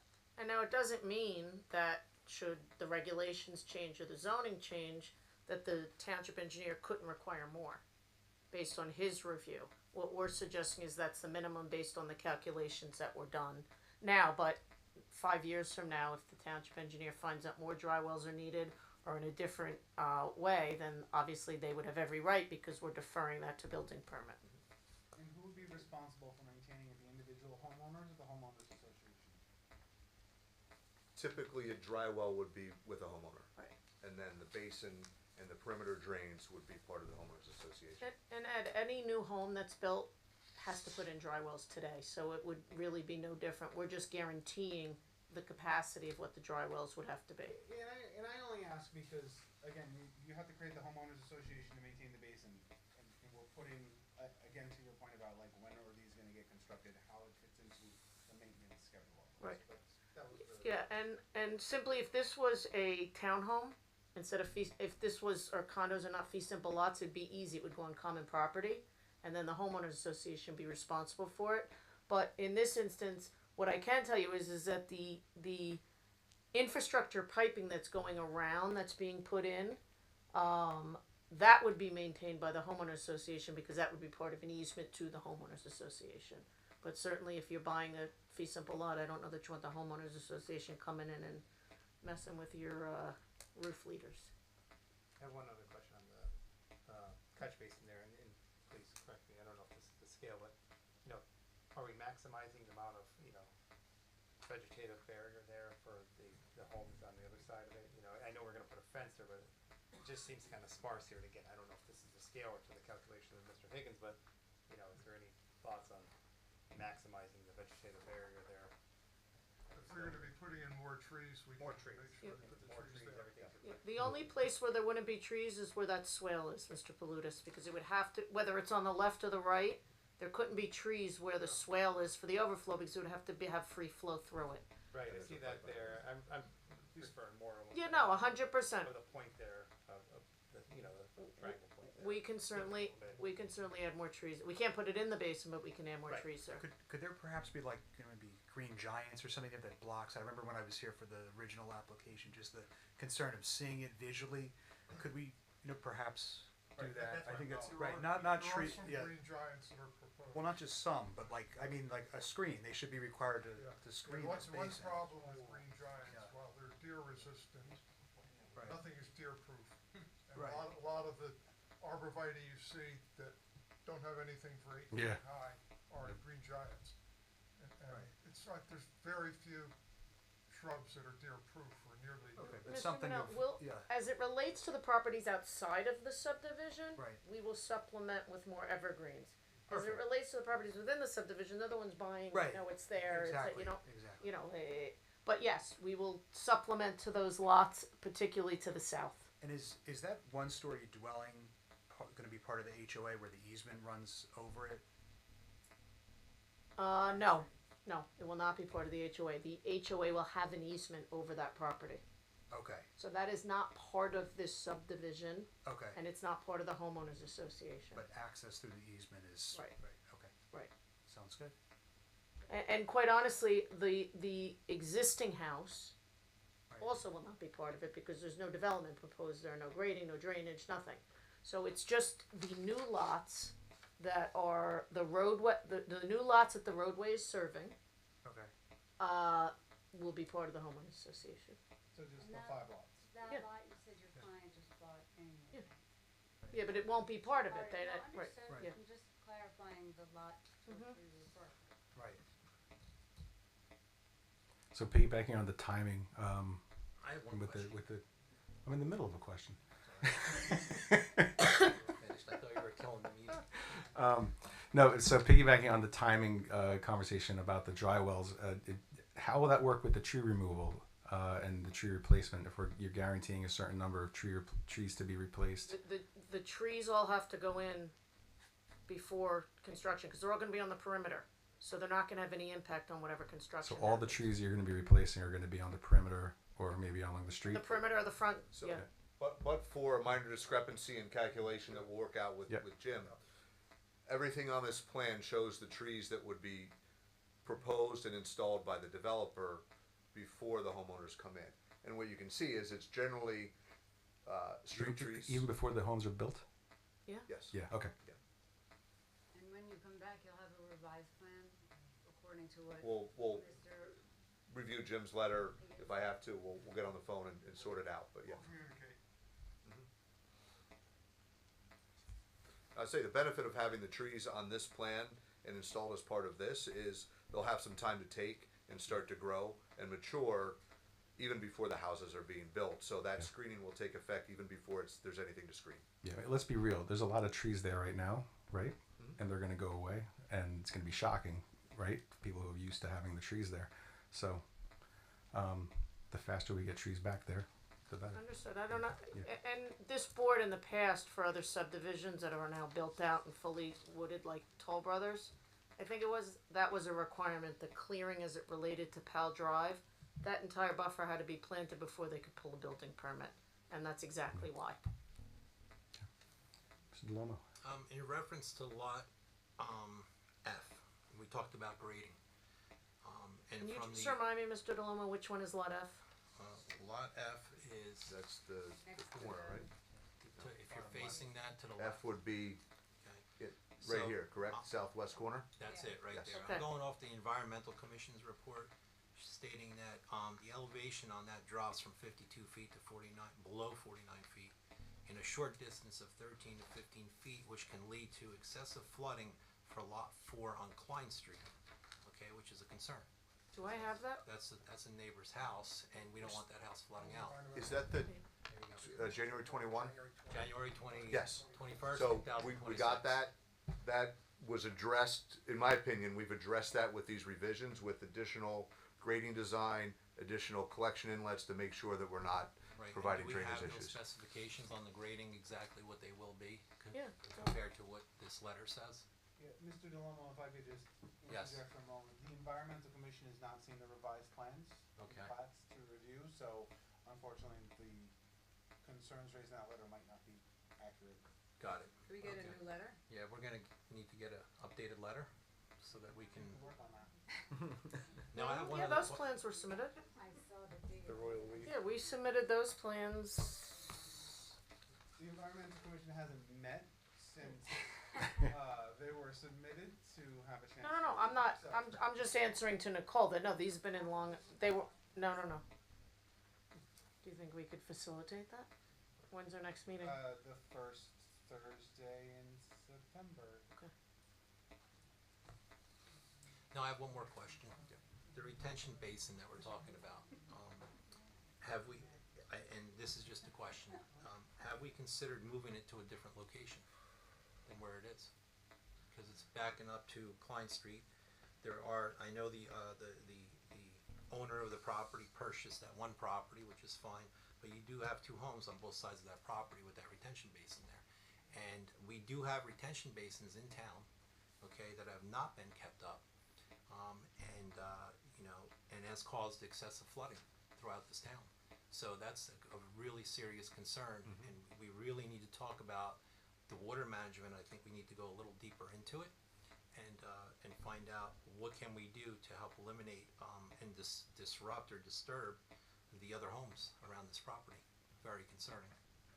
Well, certainly understand and appreciate the question. One of the things that we are bound to do when we analyze stormwater is that water has to go in the path that it's going today. So I can't take the water and suddenly put it in West Park because that infrastructure wasn't designed to handle any runoff. But wait, and I just want to clarify something because I think it's important what you said. It's not about water runs downhill. That isn't what is meant. What it means is under the DEP state regulations, we are not allowed to change the flow of water. So if the water currently goes to that location today, that's where it has to continue to go. We are not allowed by state law, and I think, Ben, you can confirm that, you can't change water patterns because ultimately it will cause more flooding because we're taking in water from other areas and so we're bound by where the water is going to exit our site. And I can't, I don't know which ones you're talking about and I can't speak to the other ones. It was different engineers, obviously, and it was constructed at a different time. And the DEP regulations, when those were all constructed, were very different than the DEP regulations today. Okay. They've become much stricter. Well, hopefully we have an environmental commission report. And I think, Ben, I don't want to speak for Ben and what's required of the municipalities now, but we will be required to submit, we being the developer and the applicant post-construction, submit annual inspection reports to the town engineer, confirming that it's been inspected, it's operating normally, and if any maintenance is required, it's being handled. And just to go one. You say we, who is we? I said we would The be the homeowners developer, association. ultimately the homeowners association, it falls on them. That's, if you remember, I mentioned there's an operations and maintenance manual that will be recorded with the deeds. That manual includes a schedule for regular inspection and maintenance that the homeowners association is bound to follow and submit reports to the municipal engineers. That is something that has come about because of the situation you're talking about. People build detention basins and they get forgotten. The protection for that are the new rules and regulations that require the regular inspection and maintenance of those that gets then ultimately reviewed by the municipal engineer. So that's going to be a obligation of the homeowners association. And again, Gino, that goes again to why I was offering the easement, but not the the right, but not the obligation to come in and take care of this. So it gives that added benefit that those other ones, the township might not have that, but in this instance they would. And also, if I'm not mistaken, Ben, I know you're not the township engineer, the board engineer, but I believe that when you file the maintenance manual, a stormwater management, stormwater easement and escrow agreement is also required to be recorded to address exactly what you're speaking about. And that's something that's built within the township procedures now. I don't know if it was at the time of those other basins. Yeah, that's part of the operation and maintenance manual. That document is inserted in there, and it's executed by the applicant and the township. Got it. Thank you.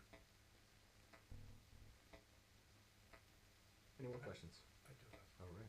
Is there existing sidewalk on West Park Avenue? All of this would be proposed new sidewalk along West Park. Is there existing today? Do we know? On our property frontage? Yes. I don't know. I know there is a sidewalk there. I believe there's some. There's a sidewalk there. Yeah. Okay. Lived in that house, I know. Yeah. There is. And with the, Yes. Yeah, there's sidewalk there today. would the sidewalks in the Road A be put in now, or also when houses are constructed? No, now, that's all part of the infrastructure. Okay, and then back on the pipe, the 18-inch to the, up from the 15-inch, is that proposed that you're changing 15 to 18? Correct, yes. So right now, in Klein Street is a 15-inch pipe that then at the inlet near the cul-de-sac of Klein Street turns to 18. This section of 15-inch pipe we'll be replacing with 18-inch pipe. And what, and for how far back? Like where does it come? Where does it come from? To where we're Where connecting we're to. connecting. So we're going to connect across the street to that point and make it 18 from there down. Okay. And my last question: that lot 5 is currently occupied, and it's. I don't know if there might be a tenant in there, I'm not sure. I don't know. And There's a tenant in there, yes. actually, I do have one more question, but I think it's for our attorneys on the. Again, it's not relevant to this board, and certainly public opinion of who gets to live there is not relevant to this board's decision. Then I think it's for our attorneys, but on the concern of the maintenance of the detention basin, I know what you offered, but like would a maintenance bond help us with something like that? Well, so we're required to do a performance bond before we construct, and then a 2-year maintenance bond thereafter. The stormwater management and escrow agreement, I believe there is escrow that's required to be posted that the township maintains.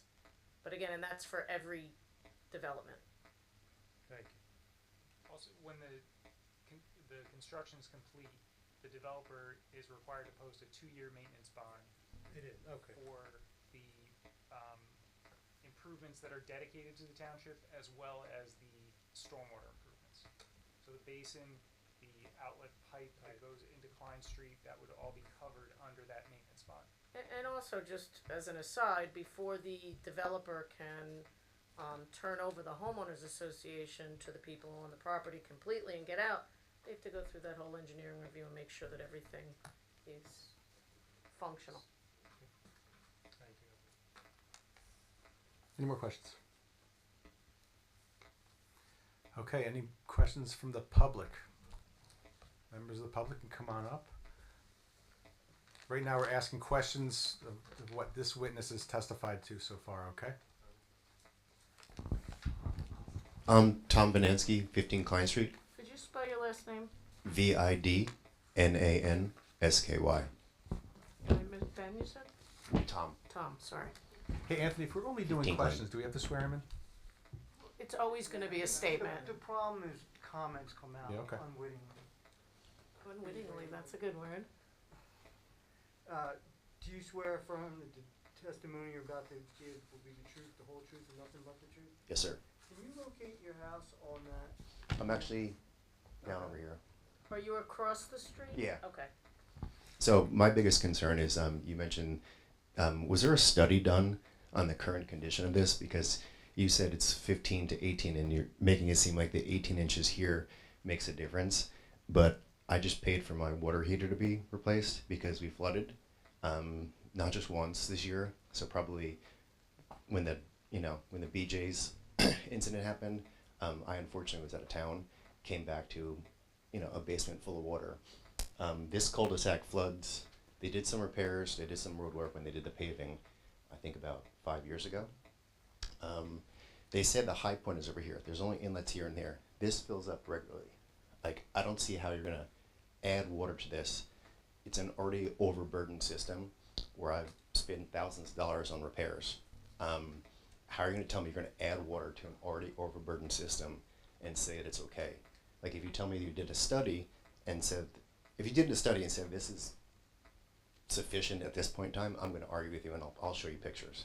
But I'm like, I have a hard time understanding how you're gonna add water to an overburdened system where my basement floods 3 times a year, and how is this gonna be mitigated? Just going from 15 to 18 for a stretch of 20 feet is not gonna do a damn thing. So a couple of things. So part of the problem is that when you own property, and you wanna develop it according to the ordinance, you're not obligated to fix broken infrastructure in the town. You're only obligated to address what your development adds to it, and your proportionate share is directly related to whether or not you're developing according to the ordinance or you're asking for relief. So for example, the coverage that we're proposing is the same thing that could be constructed there today if there were 3 or 4 single-family homes. And they could go in, and they could make the application, and they could do everything that we're proposing to do, only they wouldn't have to do a basin. And they wouldn't have to come to this board, because they're developing according to the ordinance. So you can't penalize a property owner who wants to develop according to the ordinance based on the fact that there's failed infrastructure in the township that's ultimately the township's responsibility to fix. What we have to do is make sure that we're meeting all of the regulations, which is the amount and the speed with which water leaves our site can't be more than it is today. And that's the state regulation, and that's the legal obligation of what we have to do. It's similar to if you're constructing according to zoning. The fact that the roads are already busy and you're adding more traffic to it, and people say, well, how could you let any more traffic get added to it? Because it's, by the law, we're entitled to develop according to zoning, and it's only when we ask for more than we're entitled to, the 7 lots as opposed to the 6 lots, that you have to then justify, well, how can you do it? But when you're developing according to zoning, the law interprets that to mean that the governing body took into account this type of development, this intensity of development, and the surrounding infrastructure. But it's no different than, and again, I don't know where your house is, if you wanted to build according to whatever zoning is for your lot, they couldn't say no because they can't take one more drop of water in that area. So, you know, there, a lot of times when a developer comes in, they want to impose different standards because it's a development, but at the end of the day, the laws, the municipal land use law and the stormwater management regulations are set up that if we're following all the regulations, doing what we're supposed to do, we can't be held responsible to fix existing problems. We can only be held responsible for the impact of what our problem is adding, of what we would be adding to it. But, Ms. Krimko, your application does seek variance relief. Correct, but So you have to satisfy the negative criteria. 100%. And that, I think his question goes into whether or not the negative criteria can be satisfied. And I would agree with you, but when you're satisfying the negative criteria, it's not with regard to development, it's with regard to the variances we're actually seeking. So in this instant, if we were seeking an impervious coverage variance, 150%, I agree with you. But because we're just seeking dimensional variances that have nothing to do with the impact of drainage, then it's not that the development is causing a negative impact when you're looking at the criteria, is the variance relief creating a negative impact?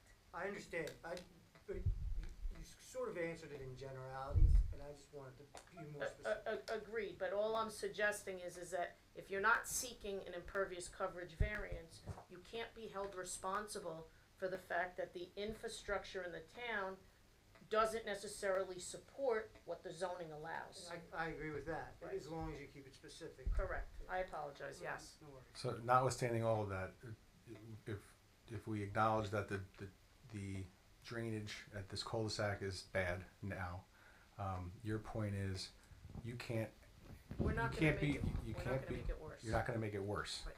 And We're so not gonna you're make not it going to better. make it, and so your argument is you're not going to make it worse because of the detention basin. Correct. Right? And so we, as a board, have to rely on our expert to tell us they're right. They're not going to make it worse. This basin and this whole setup will not make that situation worse. Or he'll say it'll make it better, or it'll be the same. And so that's what we're going to be relying on. If Ben said that it was gonna make it worse, we'd have to fix it. Yeah. I would never come before you if we were creating something that makes it worse. And that's what the DEP regulations are for. You're obligated to make it better even in the 100-year storm. That means you have to hold a certain amount of water on your site and let it out slowly in the event of the 100-year storm. Yeah. Did I say that correctly, Ben? But I think his question was a study conducted, wasn't that? Yeah, the because question? like I mean, that was the if a question. study is conducted saying that Klein Street infrastructure is okay, I'm going to argue with that, and I'm going to bring a lot of But pictures that of was flooded your things. question, So was there a study done on that? I did not do a study of Klein Street, so I will take your word as to the condition of the infrastructure. What we studied, and as Jen alluded to, the obligation, I think this goes back to Mr. Duomo's question, is why is the basin where it is? I mentioned this when I first started talking about the property. Everything generally runs north to south here. So everything's moving from West Park Avenue through our property. Ultimately, across that rear property line, there's three homes there. We have control over one of them, so we can bring our infrastructure through there. But everything's kind of running north to south now, getting to Klein Street in one fashion or another. What we're obligated to do by the DEP criteria, which is within the ordinance here, is, as Jen said, so 20 years ago, our obligation was to match what's happening today. If there's 10 CFS of runoff, 10 cubic feet of runoff coming off today, we have to be at least that after we develop. The DEP realized that there are situations like this where there's failing infrastructure or problems with infrastructure. They've basically put a burden on developers to do our part to improve it. So from our site, we are reducing the runoff from our site for incrementally larger storms. We look at a 2-year storm means one happens every couple of years, all the way up to that 100-year storm that we hear about, the big major storms. Even that largest storm, we're obligated to reduce that by 20%, from full runoff today to 80% of that. Now, what happened about a year ago or 2 years ago, they took it one step further, and we're satisfying that. And I didn't mention that. I'm glad you brought it up. I didn't mention that in my testimony. The new DEP regulations that we're following now, we're not just looking at the rainfall that's calculated today of the 210 and 100-year storm. We're looking at projections, as we've talked about in testimony. The rainfall intensities seem to be getting greater and greater as time goes on. So the DEP has looked out to the year 2100. So 80 years from now, 75 years from now, what the storm intensities might be then, and we're doing the reductions based upon those storm intensities. So again, the obligation is to improve our part, to make it better, but we can't, and I'm kind of crossing into what Jen was talking about, we can't make Klein Street work, but we're at least doing our part to make it better. This is something I'm not, not too well versed in this, but as far as the town intervening and saying you're tying into an already deficient system, I would think if you're going to tie into that, regardless of all the mitigation with it, you're still tying in. So you're still tying in, and there's still going to be more water tying into something that's already overburdened. I don't disagree with you. I just want to ask a question here, and I'm sorry, but you're right now that cul-de-sac on Klein Street floods, correct? Yeah. Okay. This stormwater management system that we're going to increase this pipe from 15 inches to 18 inches, that's going to go down and dump into that cul-de-sac area, correct? That's going to that's the same water that cul-de-sac should be draining to is the same water that this property is going to drain into, correct? So based upon this, everything goes, as I said, north to south now. Where So it goes. everything's My getting question there. is this is my question. The water coming from the property into that pipeline Goes to the goes inlet, down the Klein correct. Street into that cul-de-sac area, correct? Into the infrastructure, the Of that inlet, cul-de-sac. the pipes in the Now, cul-de-sac. when it rains, that same infrastructure is where that water from that cul-de-sac should be draining. Is that correct? Correct. Good. It currently floods right now, correct? As I'm told. Well, so we need to do a study, because if that's the case, then we have a serious problem.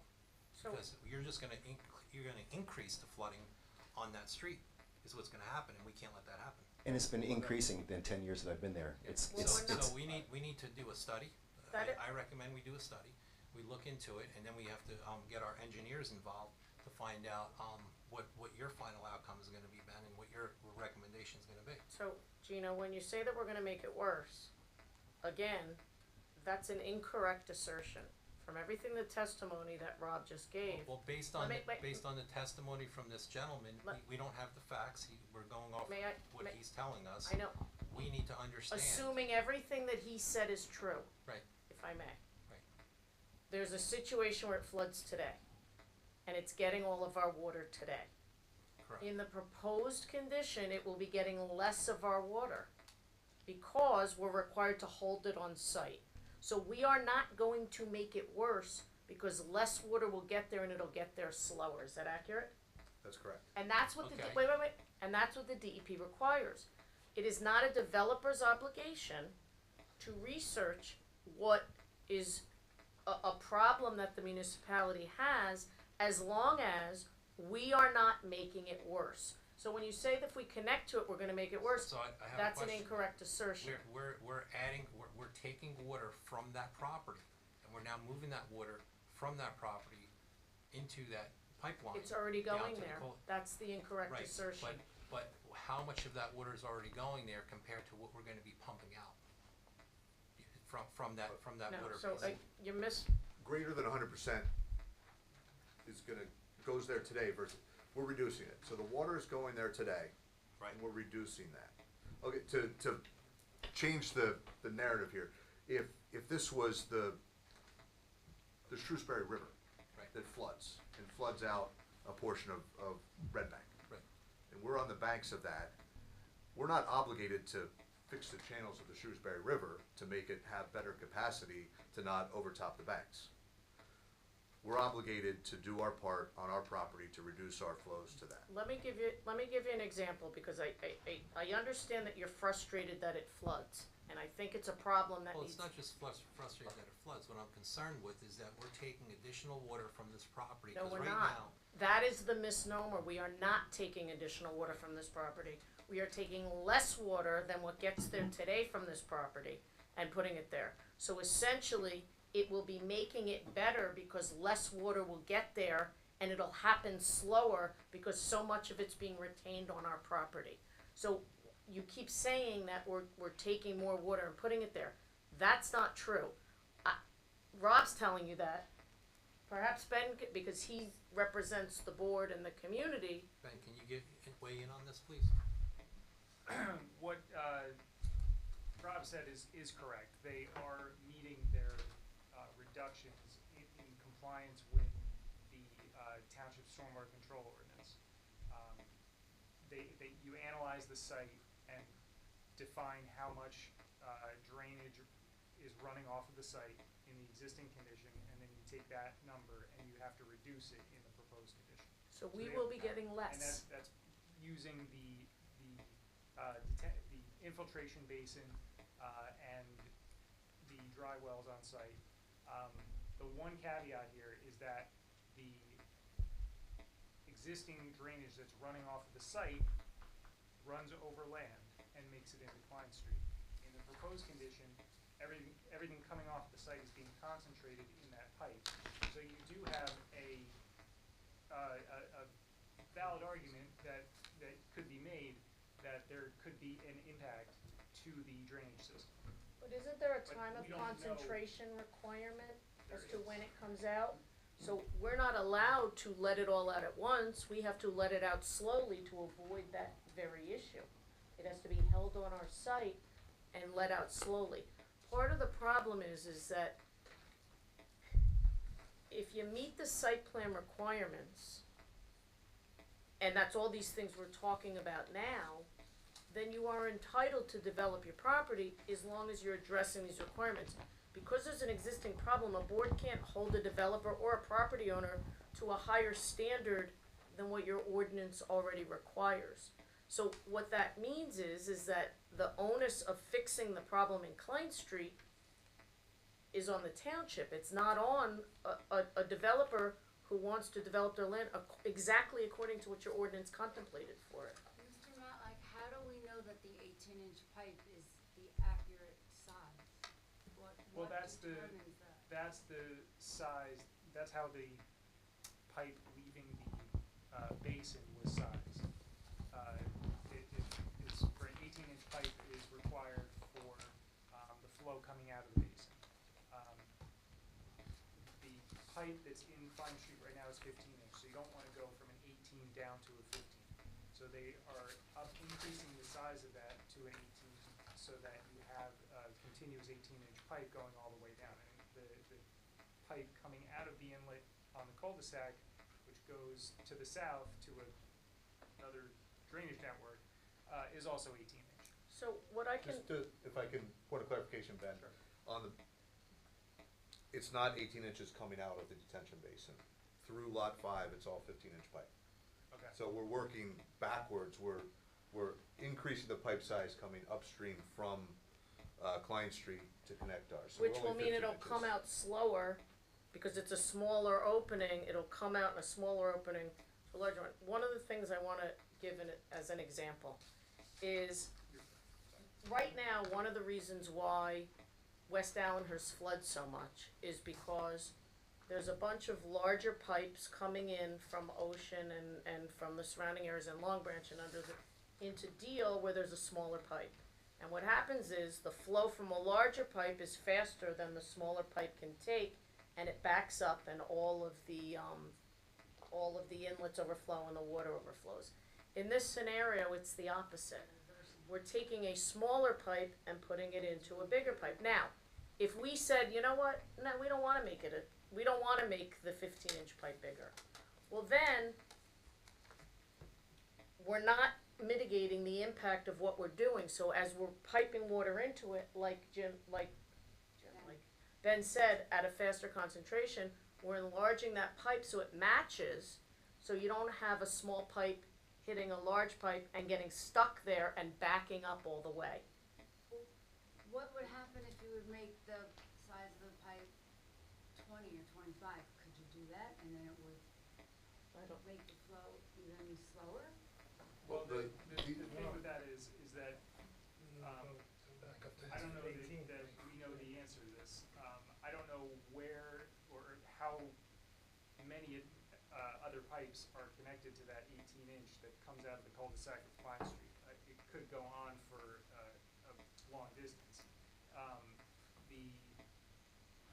And that hasn't been analyzed. That whole drainage, basically the town-wide drainage system for that neighborhood has not been analyzed. Now, it's not the applicant's problem, but can we get that information to just make some of us a little more comfortable with how it all works beyond Because of the opposite Klein pipe, Street? it'd be too big going into the littler pipe and it would get stuck. I don't know that information is available from the township engineer. I don't know that the township engineer We'll studied see. Yeah, we'll see, right? But and it's not. You don't need to fix the cul-de-sac, but You just need to meet the requirements that we're not making it worse. so if we don't believe that the water runoff will not increase, trying to make sure I say it correctly, then we have a problem here, right?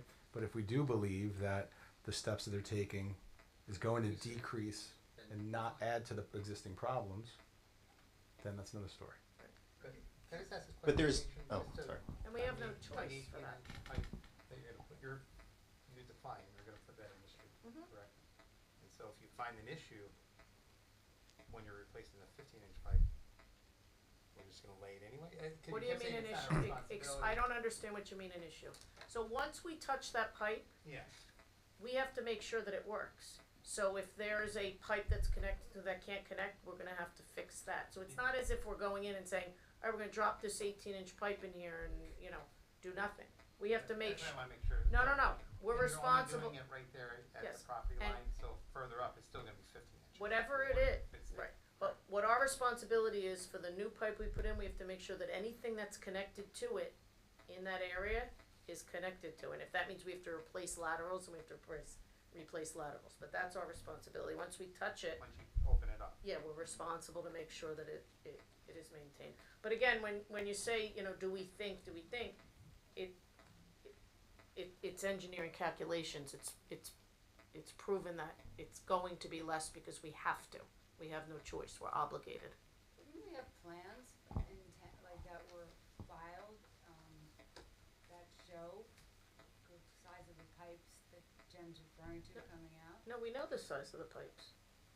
Yeah, I'm asking what happens after Klein Street, just so They're we asking can for a understand. downstream So, analysis. Once it leaves Klein Street, what happens to the water? And that is a township-wide drainage study. That is something that is outside the scope of what we can do.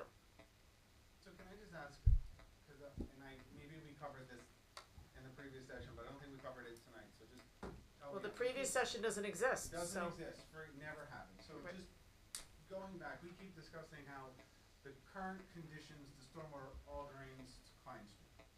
Is that what we're saying? Everything's 100%? going Well, the- north to south. based on the fact, well, wait, remember, there's some slopes that go down, so there might, be some, but I don't think it's anything. Listen, I'm not gonna disagree with the engineering pieces of that, I'm gonna let Ben handle all of that, the flow, the volume, all that, we can do more studies. What I'm just curious about is this southeastern corner. We now have a swell that's gonna collect the water that otherwise would be going towards, what is it, Fanwood over there? And now we're gonna re-channelize it back towards the system. Assuming the system's working perfectly and we're not having, 7 inches in 2 hours like we did a couple weeks ago, fine. My concern is, how much of the water that isn't going to Klein today is now kind of getting captured into this system that we're building. And again, I'm not necessarily saying the system is bad.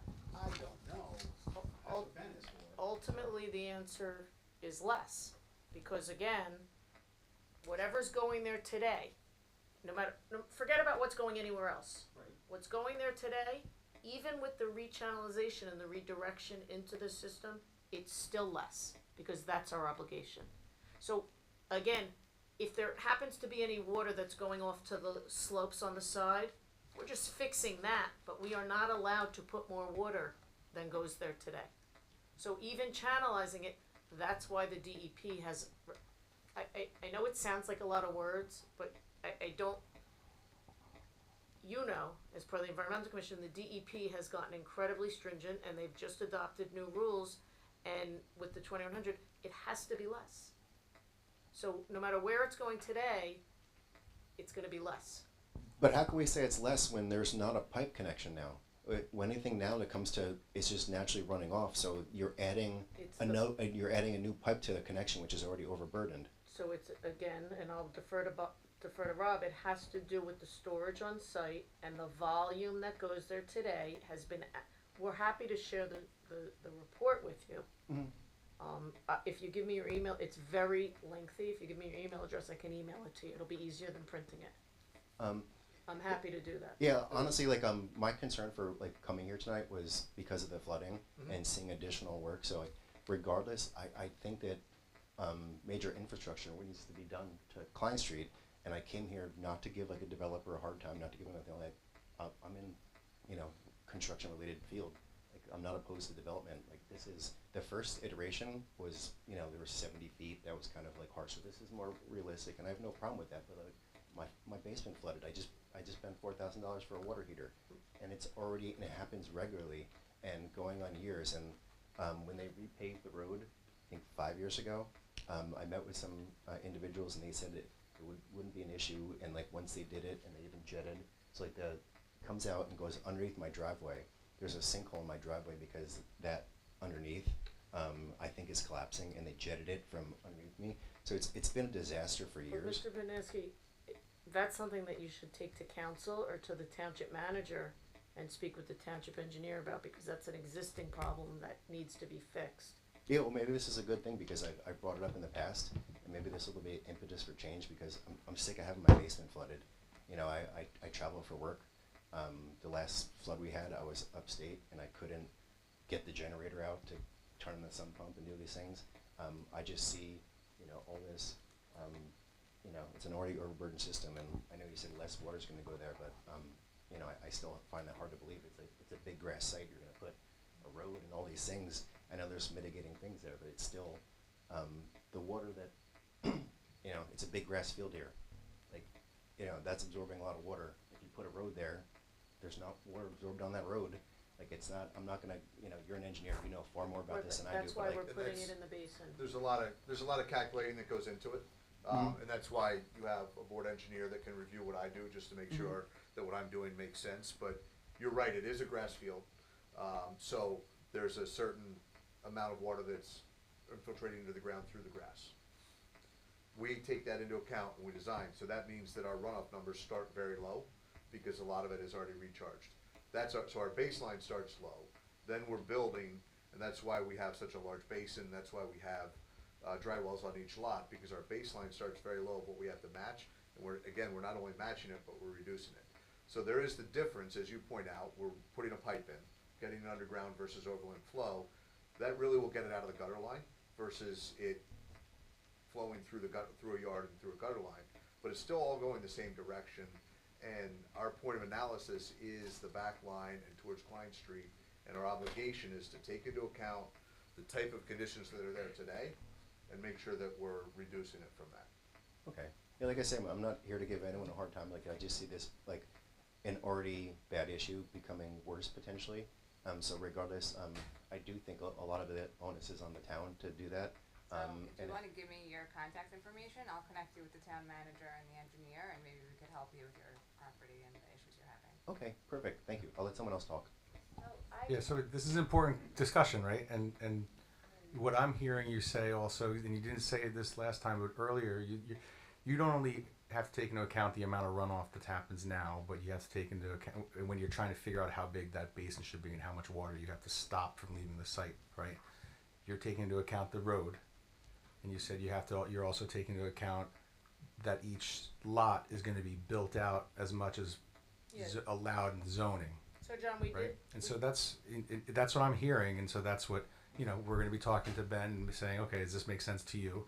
Because it's not that all that has to go into your calculation on if you're making it worse. Right, It's actually not literally worse than right now today. It's worse than it even would have been if all these things were built. Right. No. So You're slowing it down though. no. Right? Let me put it in layman's terms. Right, I'm gonna make up a number because of the grass. Let's say right now, 100 gallons flows off the property into Klein Street. Making up a number, could be 1 million, it could be 10, I don't know. Let's say it's 100 gallons right now. And that's because a lot of it's being absorbed into the grass, that's because, maybe some of it's going into other properties in other directions. In the proposed conditions, with a full build out of every single lot being built out to the max impervious that's permitted, we're still, not only can't we do 100 gallons, but we have to do less than 100 gallons. That's what I was saying. You're slowing it We're- down. Right, so we're holding it so it doesn't overtax the existing system. It's held on site so the system can allow itself to process all the other water that's already coming to it, and then it's less inundated when ours finally comes out. And that's including with the pipe, and because it's all being held there in however many gallons have to be, am I saying this right?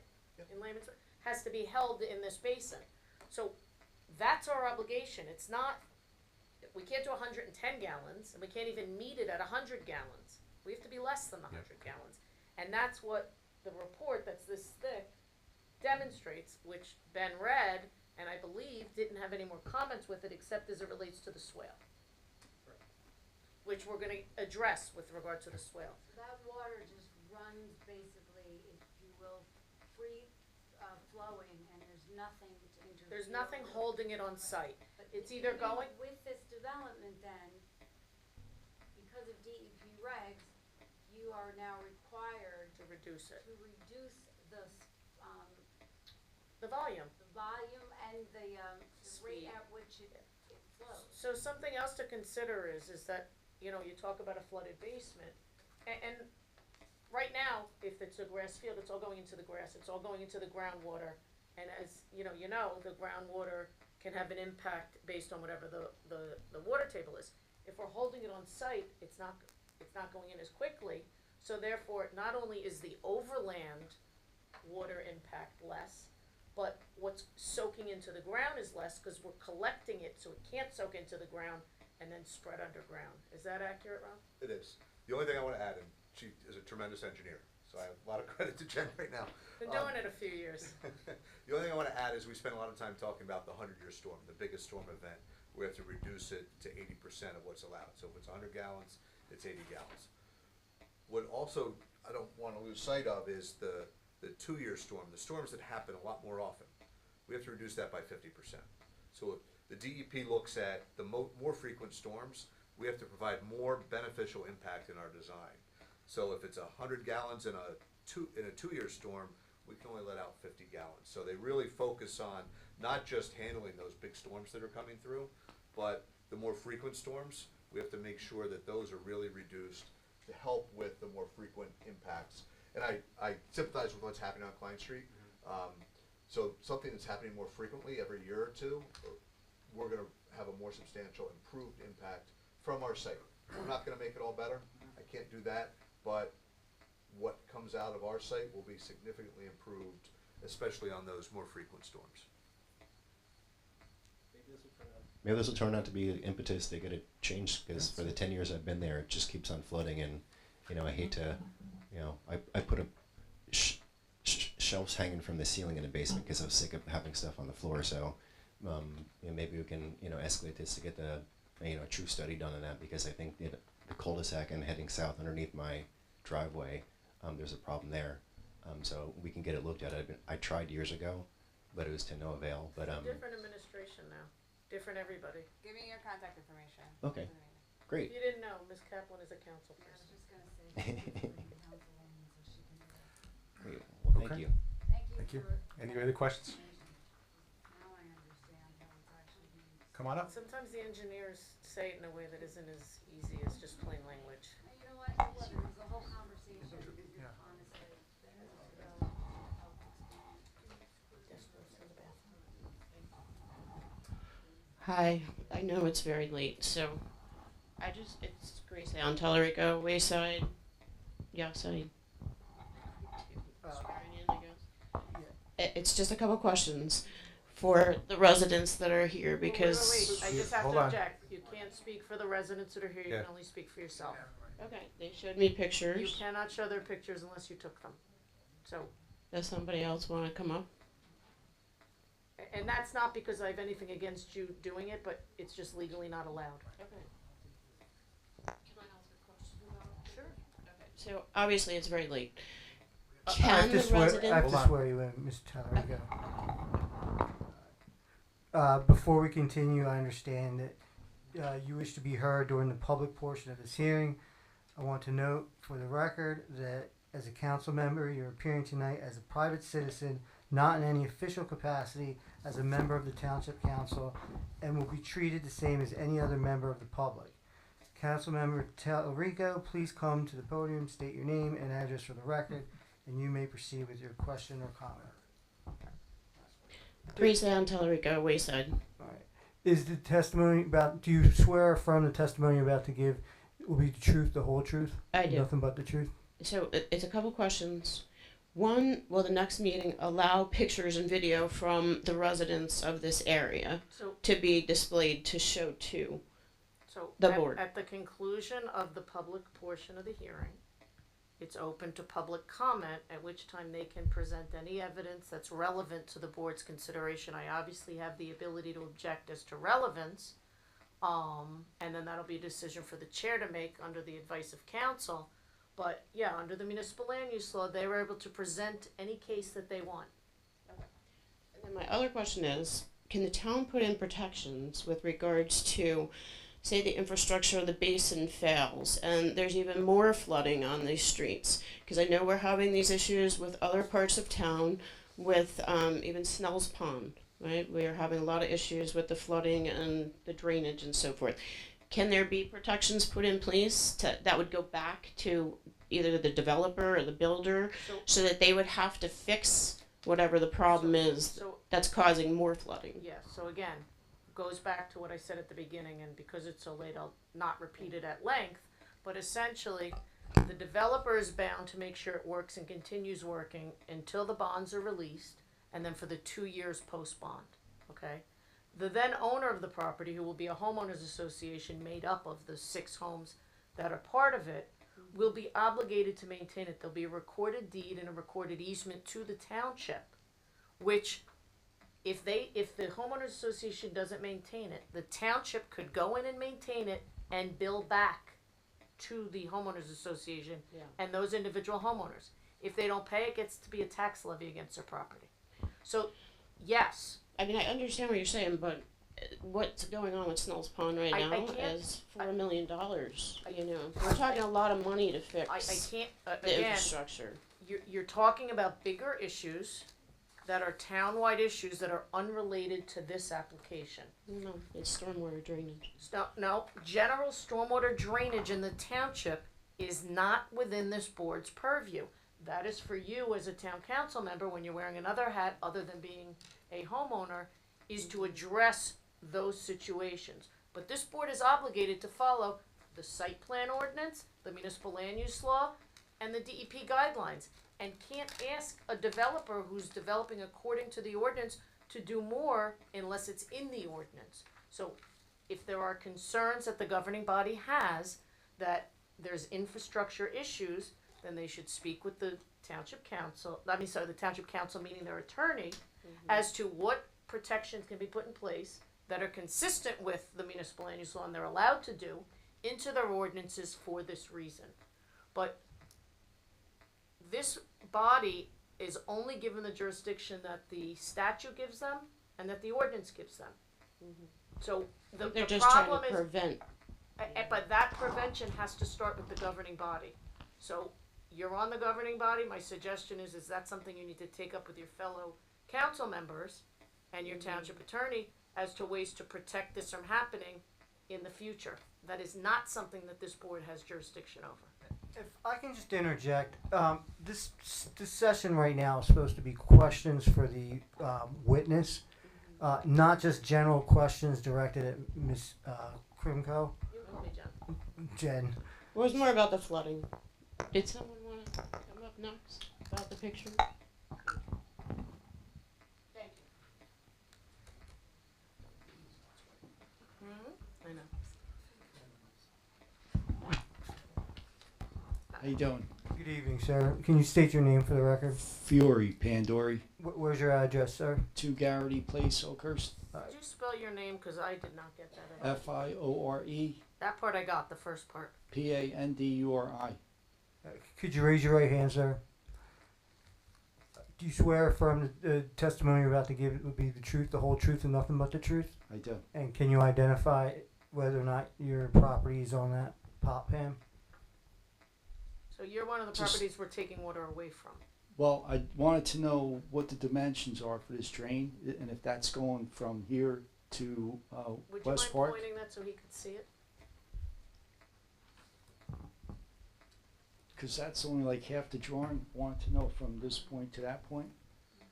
So it starts on the lot in the northeast. This is the first drain is about 2/3 of the way up that lot, and it runs along the rear property lines behind your property. It connects into the basin. It does not connect from West Park.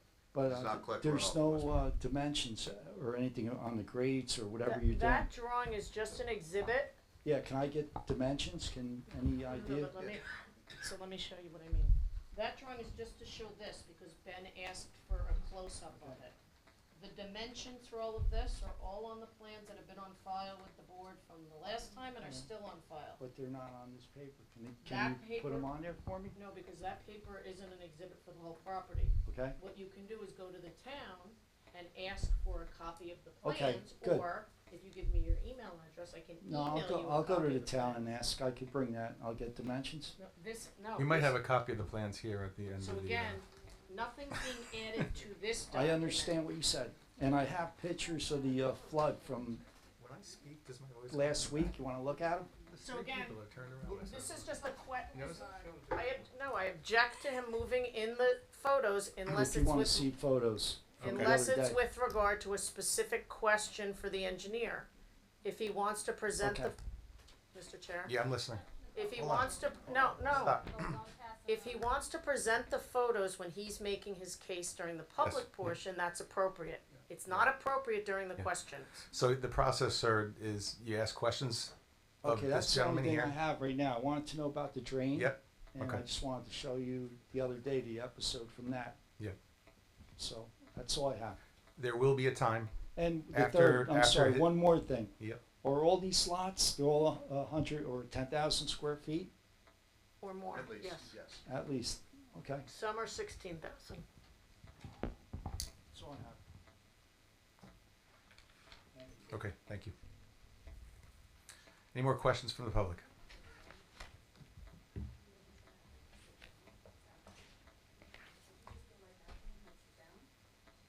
No. Hello? Hello. Good evening. Could you state your name for the record? Yes, Amy Stewart, And what's your address, Ms. Stewart? 10 Klein Street. All right. Do you swear or affirm the testimony about the gave will be the truth, the whole truth, and nothing but the truth? Yes, Is your property located on that plot it plan? is. It's this one right here. So, my concerns are probably fairly obvious. This is my house. This is the overflow basin and the easement that goes directly along my property line. We can talk about the regs all we want, but the reality still remains. If this doesn't work, this flows right into my yard. It's not gonna change direction and just start going that way. I don't. Want to address that, Ron?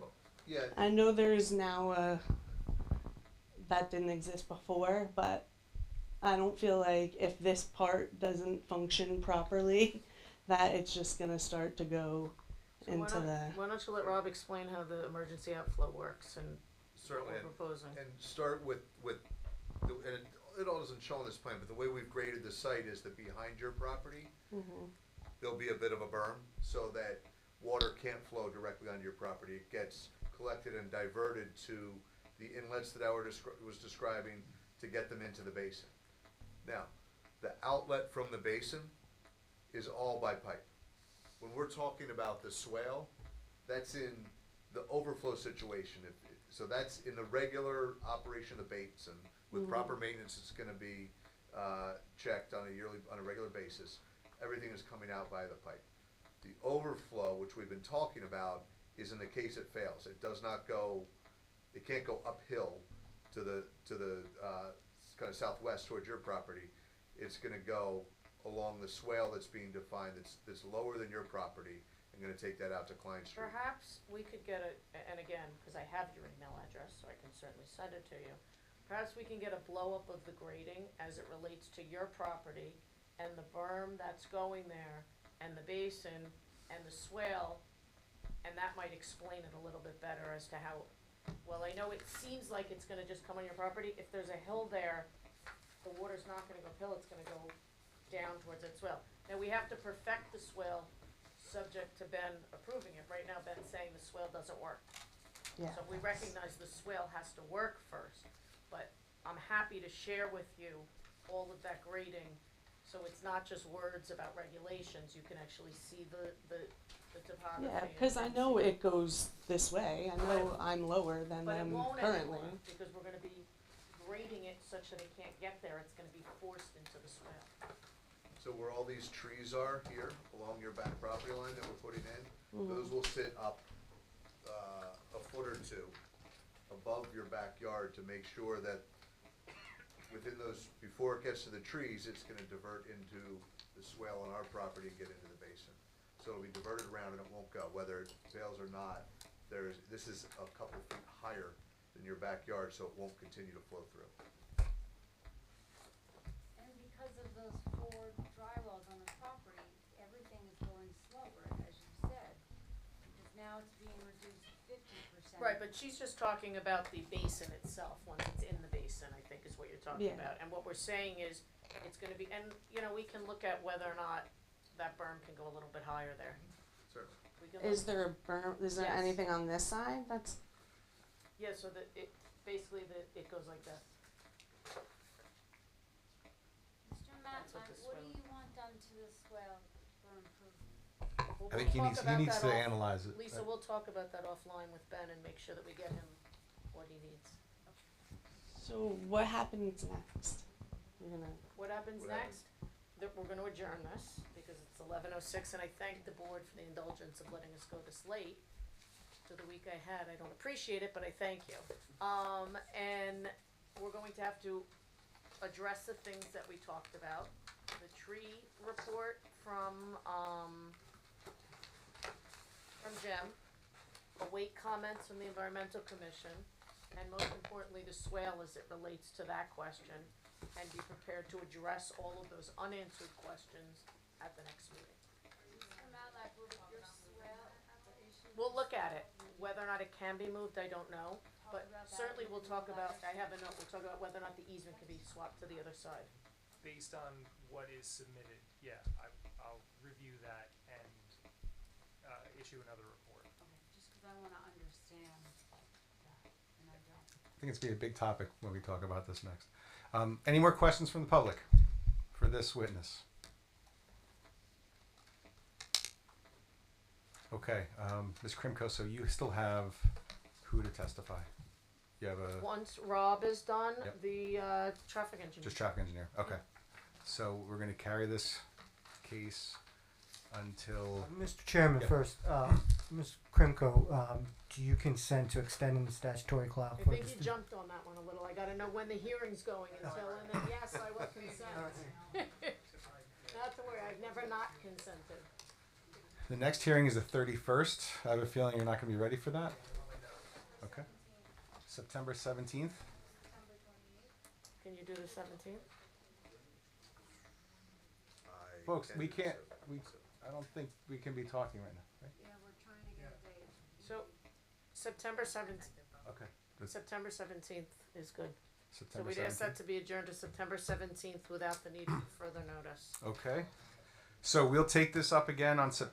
I will just let everyone know that we're gonna be on 9/17, no further notice will be here, so you guys can come back on 9/17 to rehear this. And I think we'll go first. Yes. Thank Good. you. Good idea. Yeah, I think we'll do that. Okay. Can I just make a note that the 17th is back to school night for Ocean Township schools? I know in all of us already have prior commitments. I mean, I'm just putting that out there for the public. What's the other date?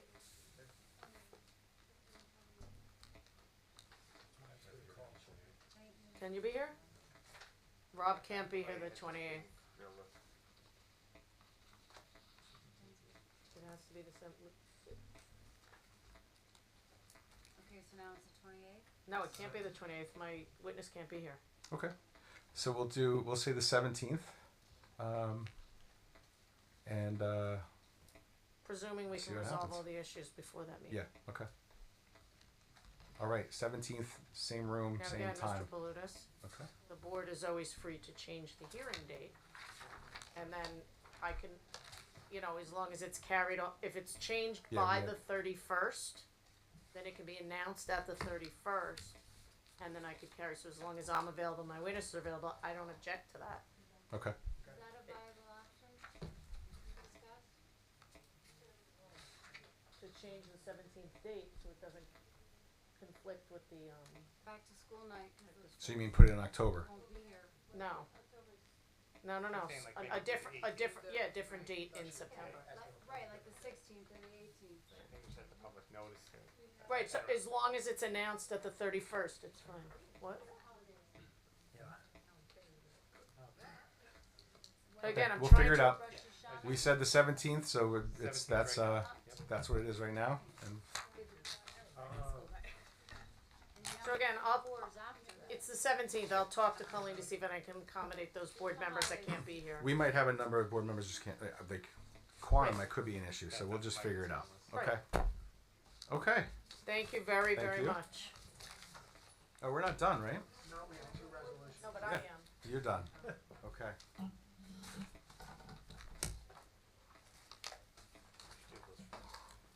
Should do it, yeah. I'm glad it was done after all of this.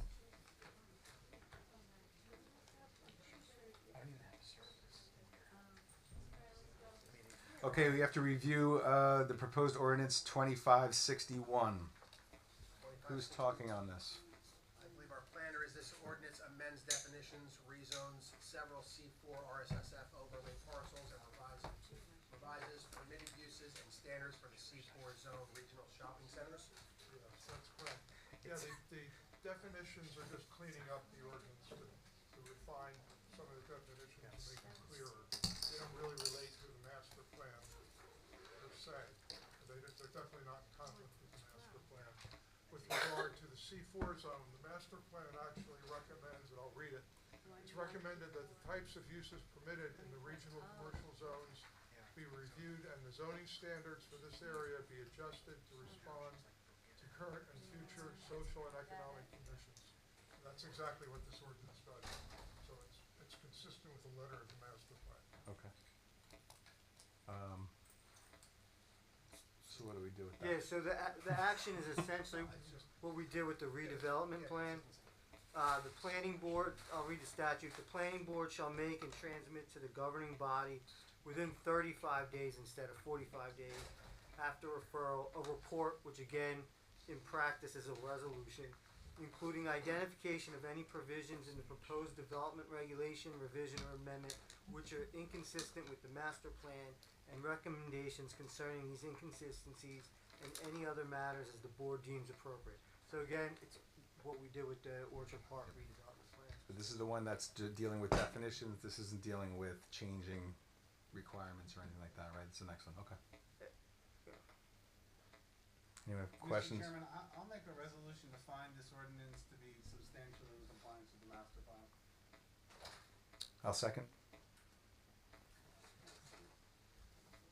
Mr. Shabbat? Yes. Mr. DeFilia? Yes. Councilwoman Kaplan? Yes. Mr. DeLuма? Yes. Ms. Littman? Yes. Mr. Linnell? Yes. Ms. Williams? Yes. Vice Chairman Palutis? Yes. Chairman Foley? Yes. Okay, Jim, you want to tell us about ordinance 2562? Yeah, that's basically just adjusting the impervious coverage in a number of the residential zones.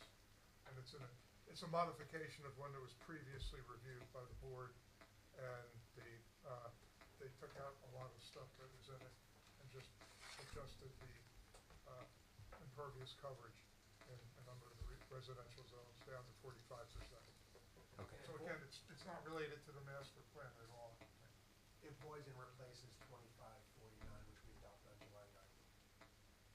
So this is the new ordinance. It's a new ordinance. It's not inconsistent. Yeah, it's not inconsistent with the master plan.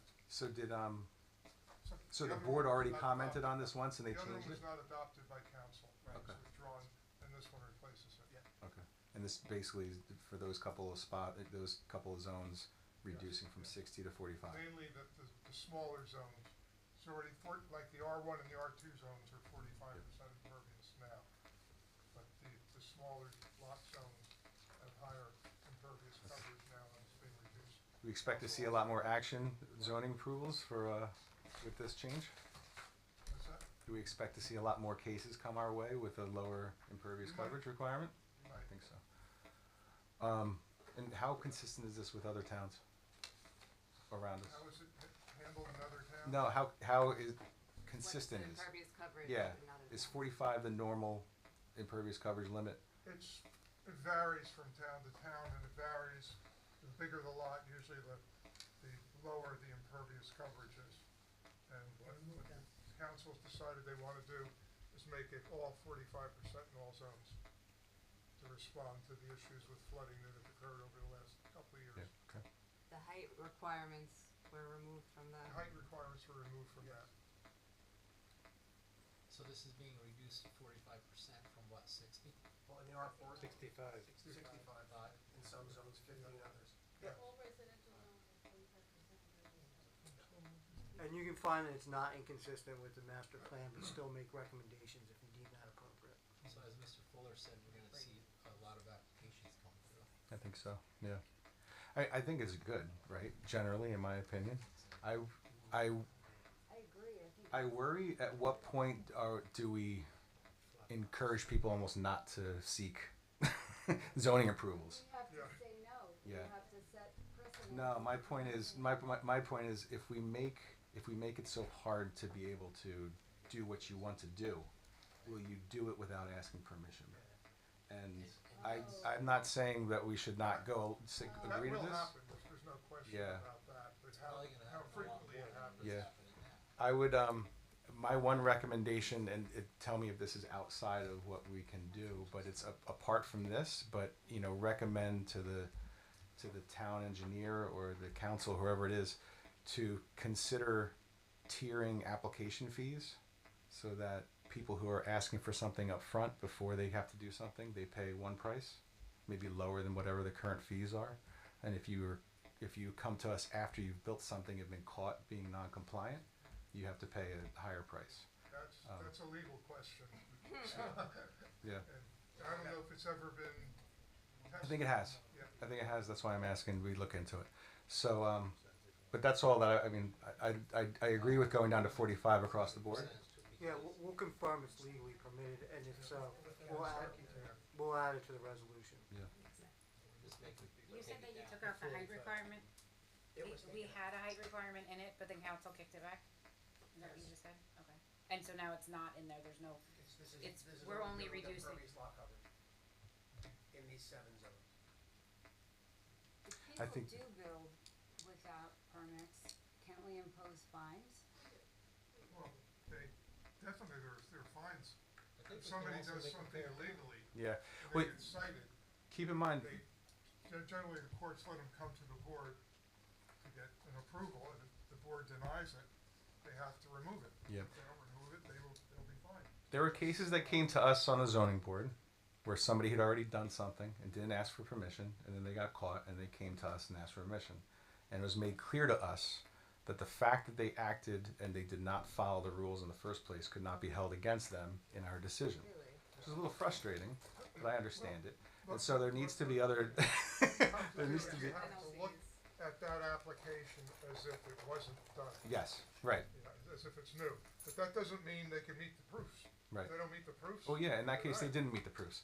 But there should be, in my mind at least, a reward for doing things the right way up front, right? And so, especially when we do things that you can see making it harder to be a property owner and improve your property. I don't disagree with you. I think the courts might disagree with you and I. Yeah. That's fine. Okay. So what we're doing tonight is we're adopting this at the 45%? Is that what this is? We are saying we agree it meets the aims of the master plan. So the master plan. Well, it's actually in the negative, it's not. It's not It's not inconsistent. Why Yeah. is that something that's grammatically correct? Sorry. So does anyone want to make a motion saying that this? Double negative, it's not okay. I'll make a motion to accept it and move it to council. Okay. Mr. Shabbat? No. Mr. DeFilia? Yes. Councilwoman Kaplan? Yes. Mr. DeLumo? Yes. Ms. Lippman? Yes. Mr. Manel? Yes. Ms. Williams? Yes. Vice Chairman Palutis? Yes. Chairman Fuller? Yes. Okay. If nothing else, no motion to adjourn. Second. Make a motion to adjourn? Second. All in favor? Aye. Any opposed? Okay. Have a good night, everyone.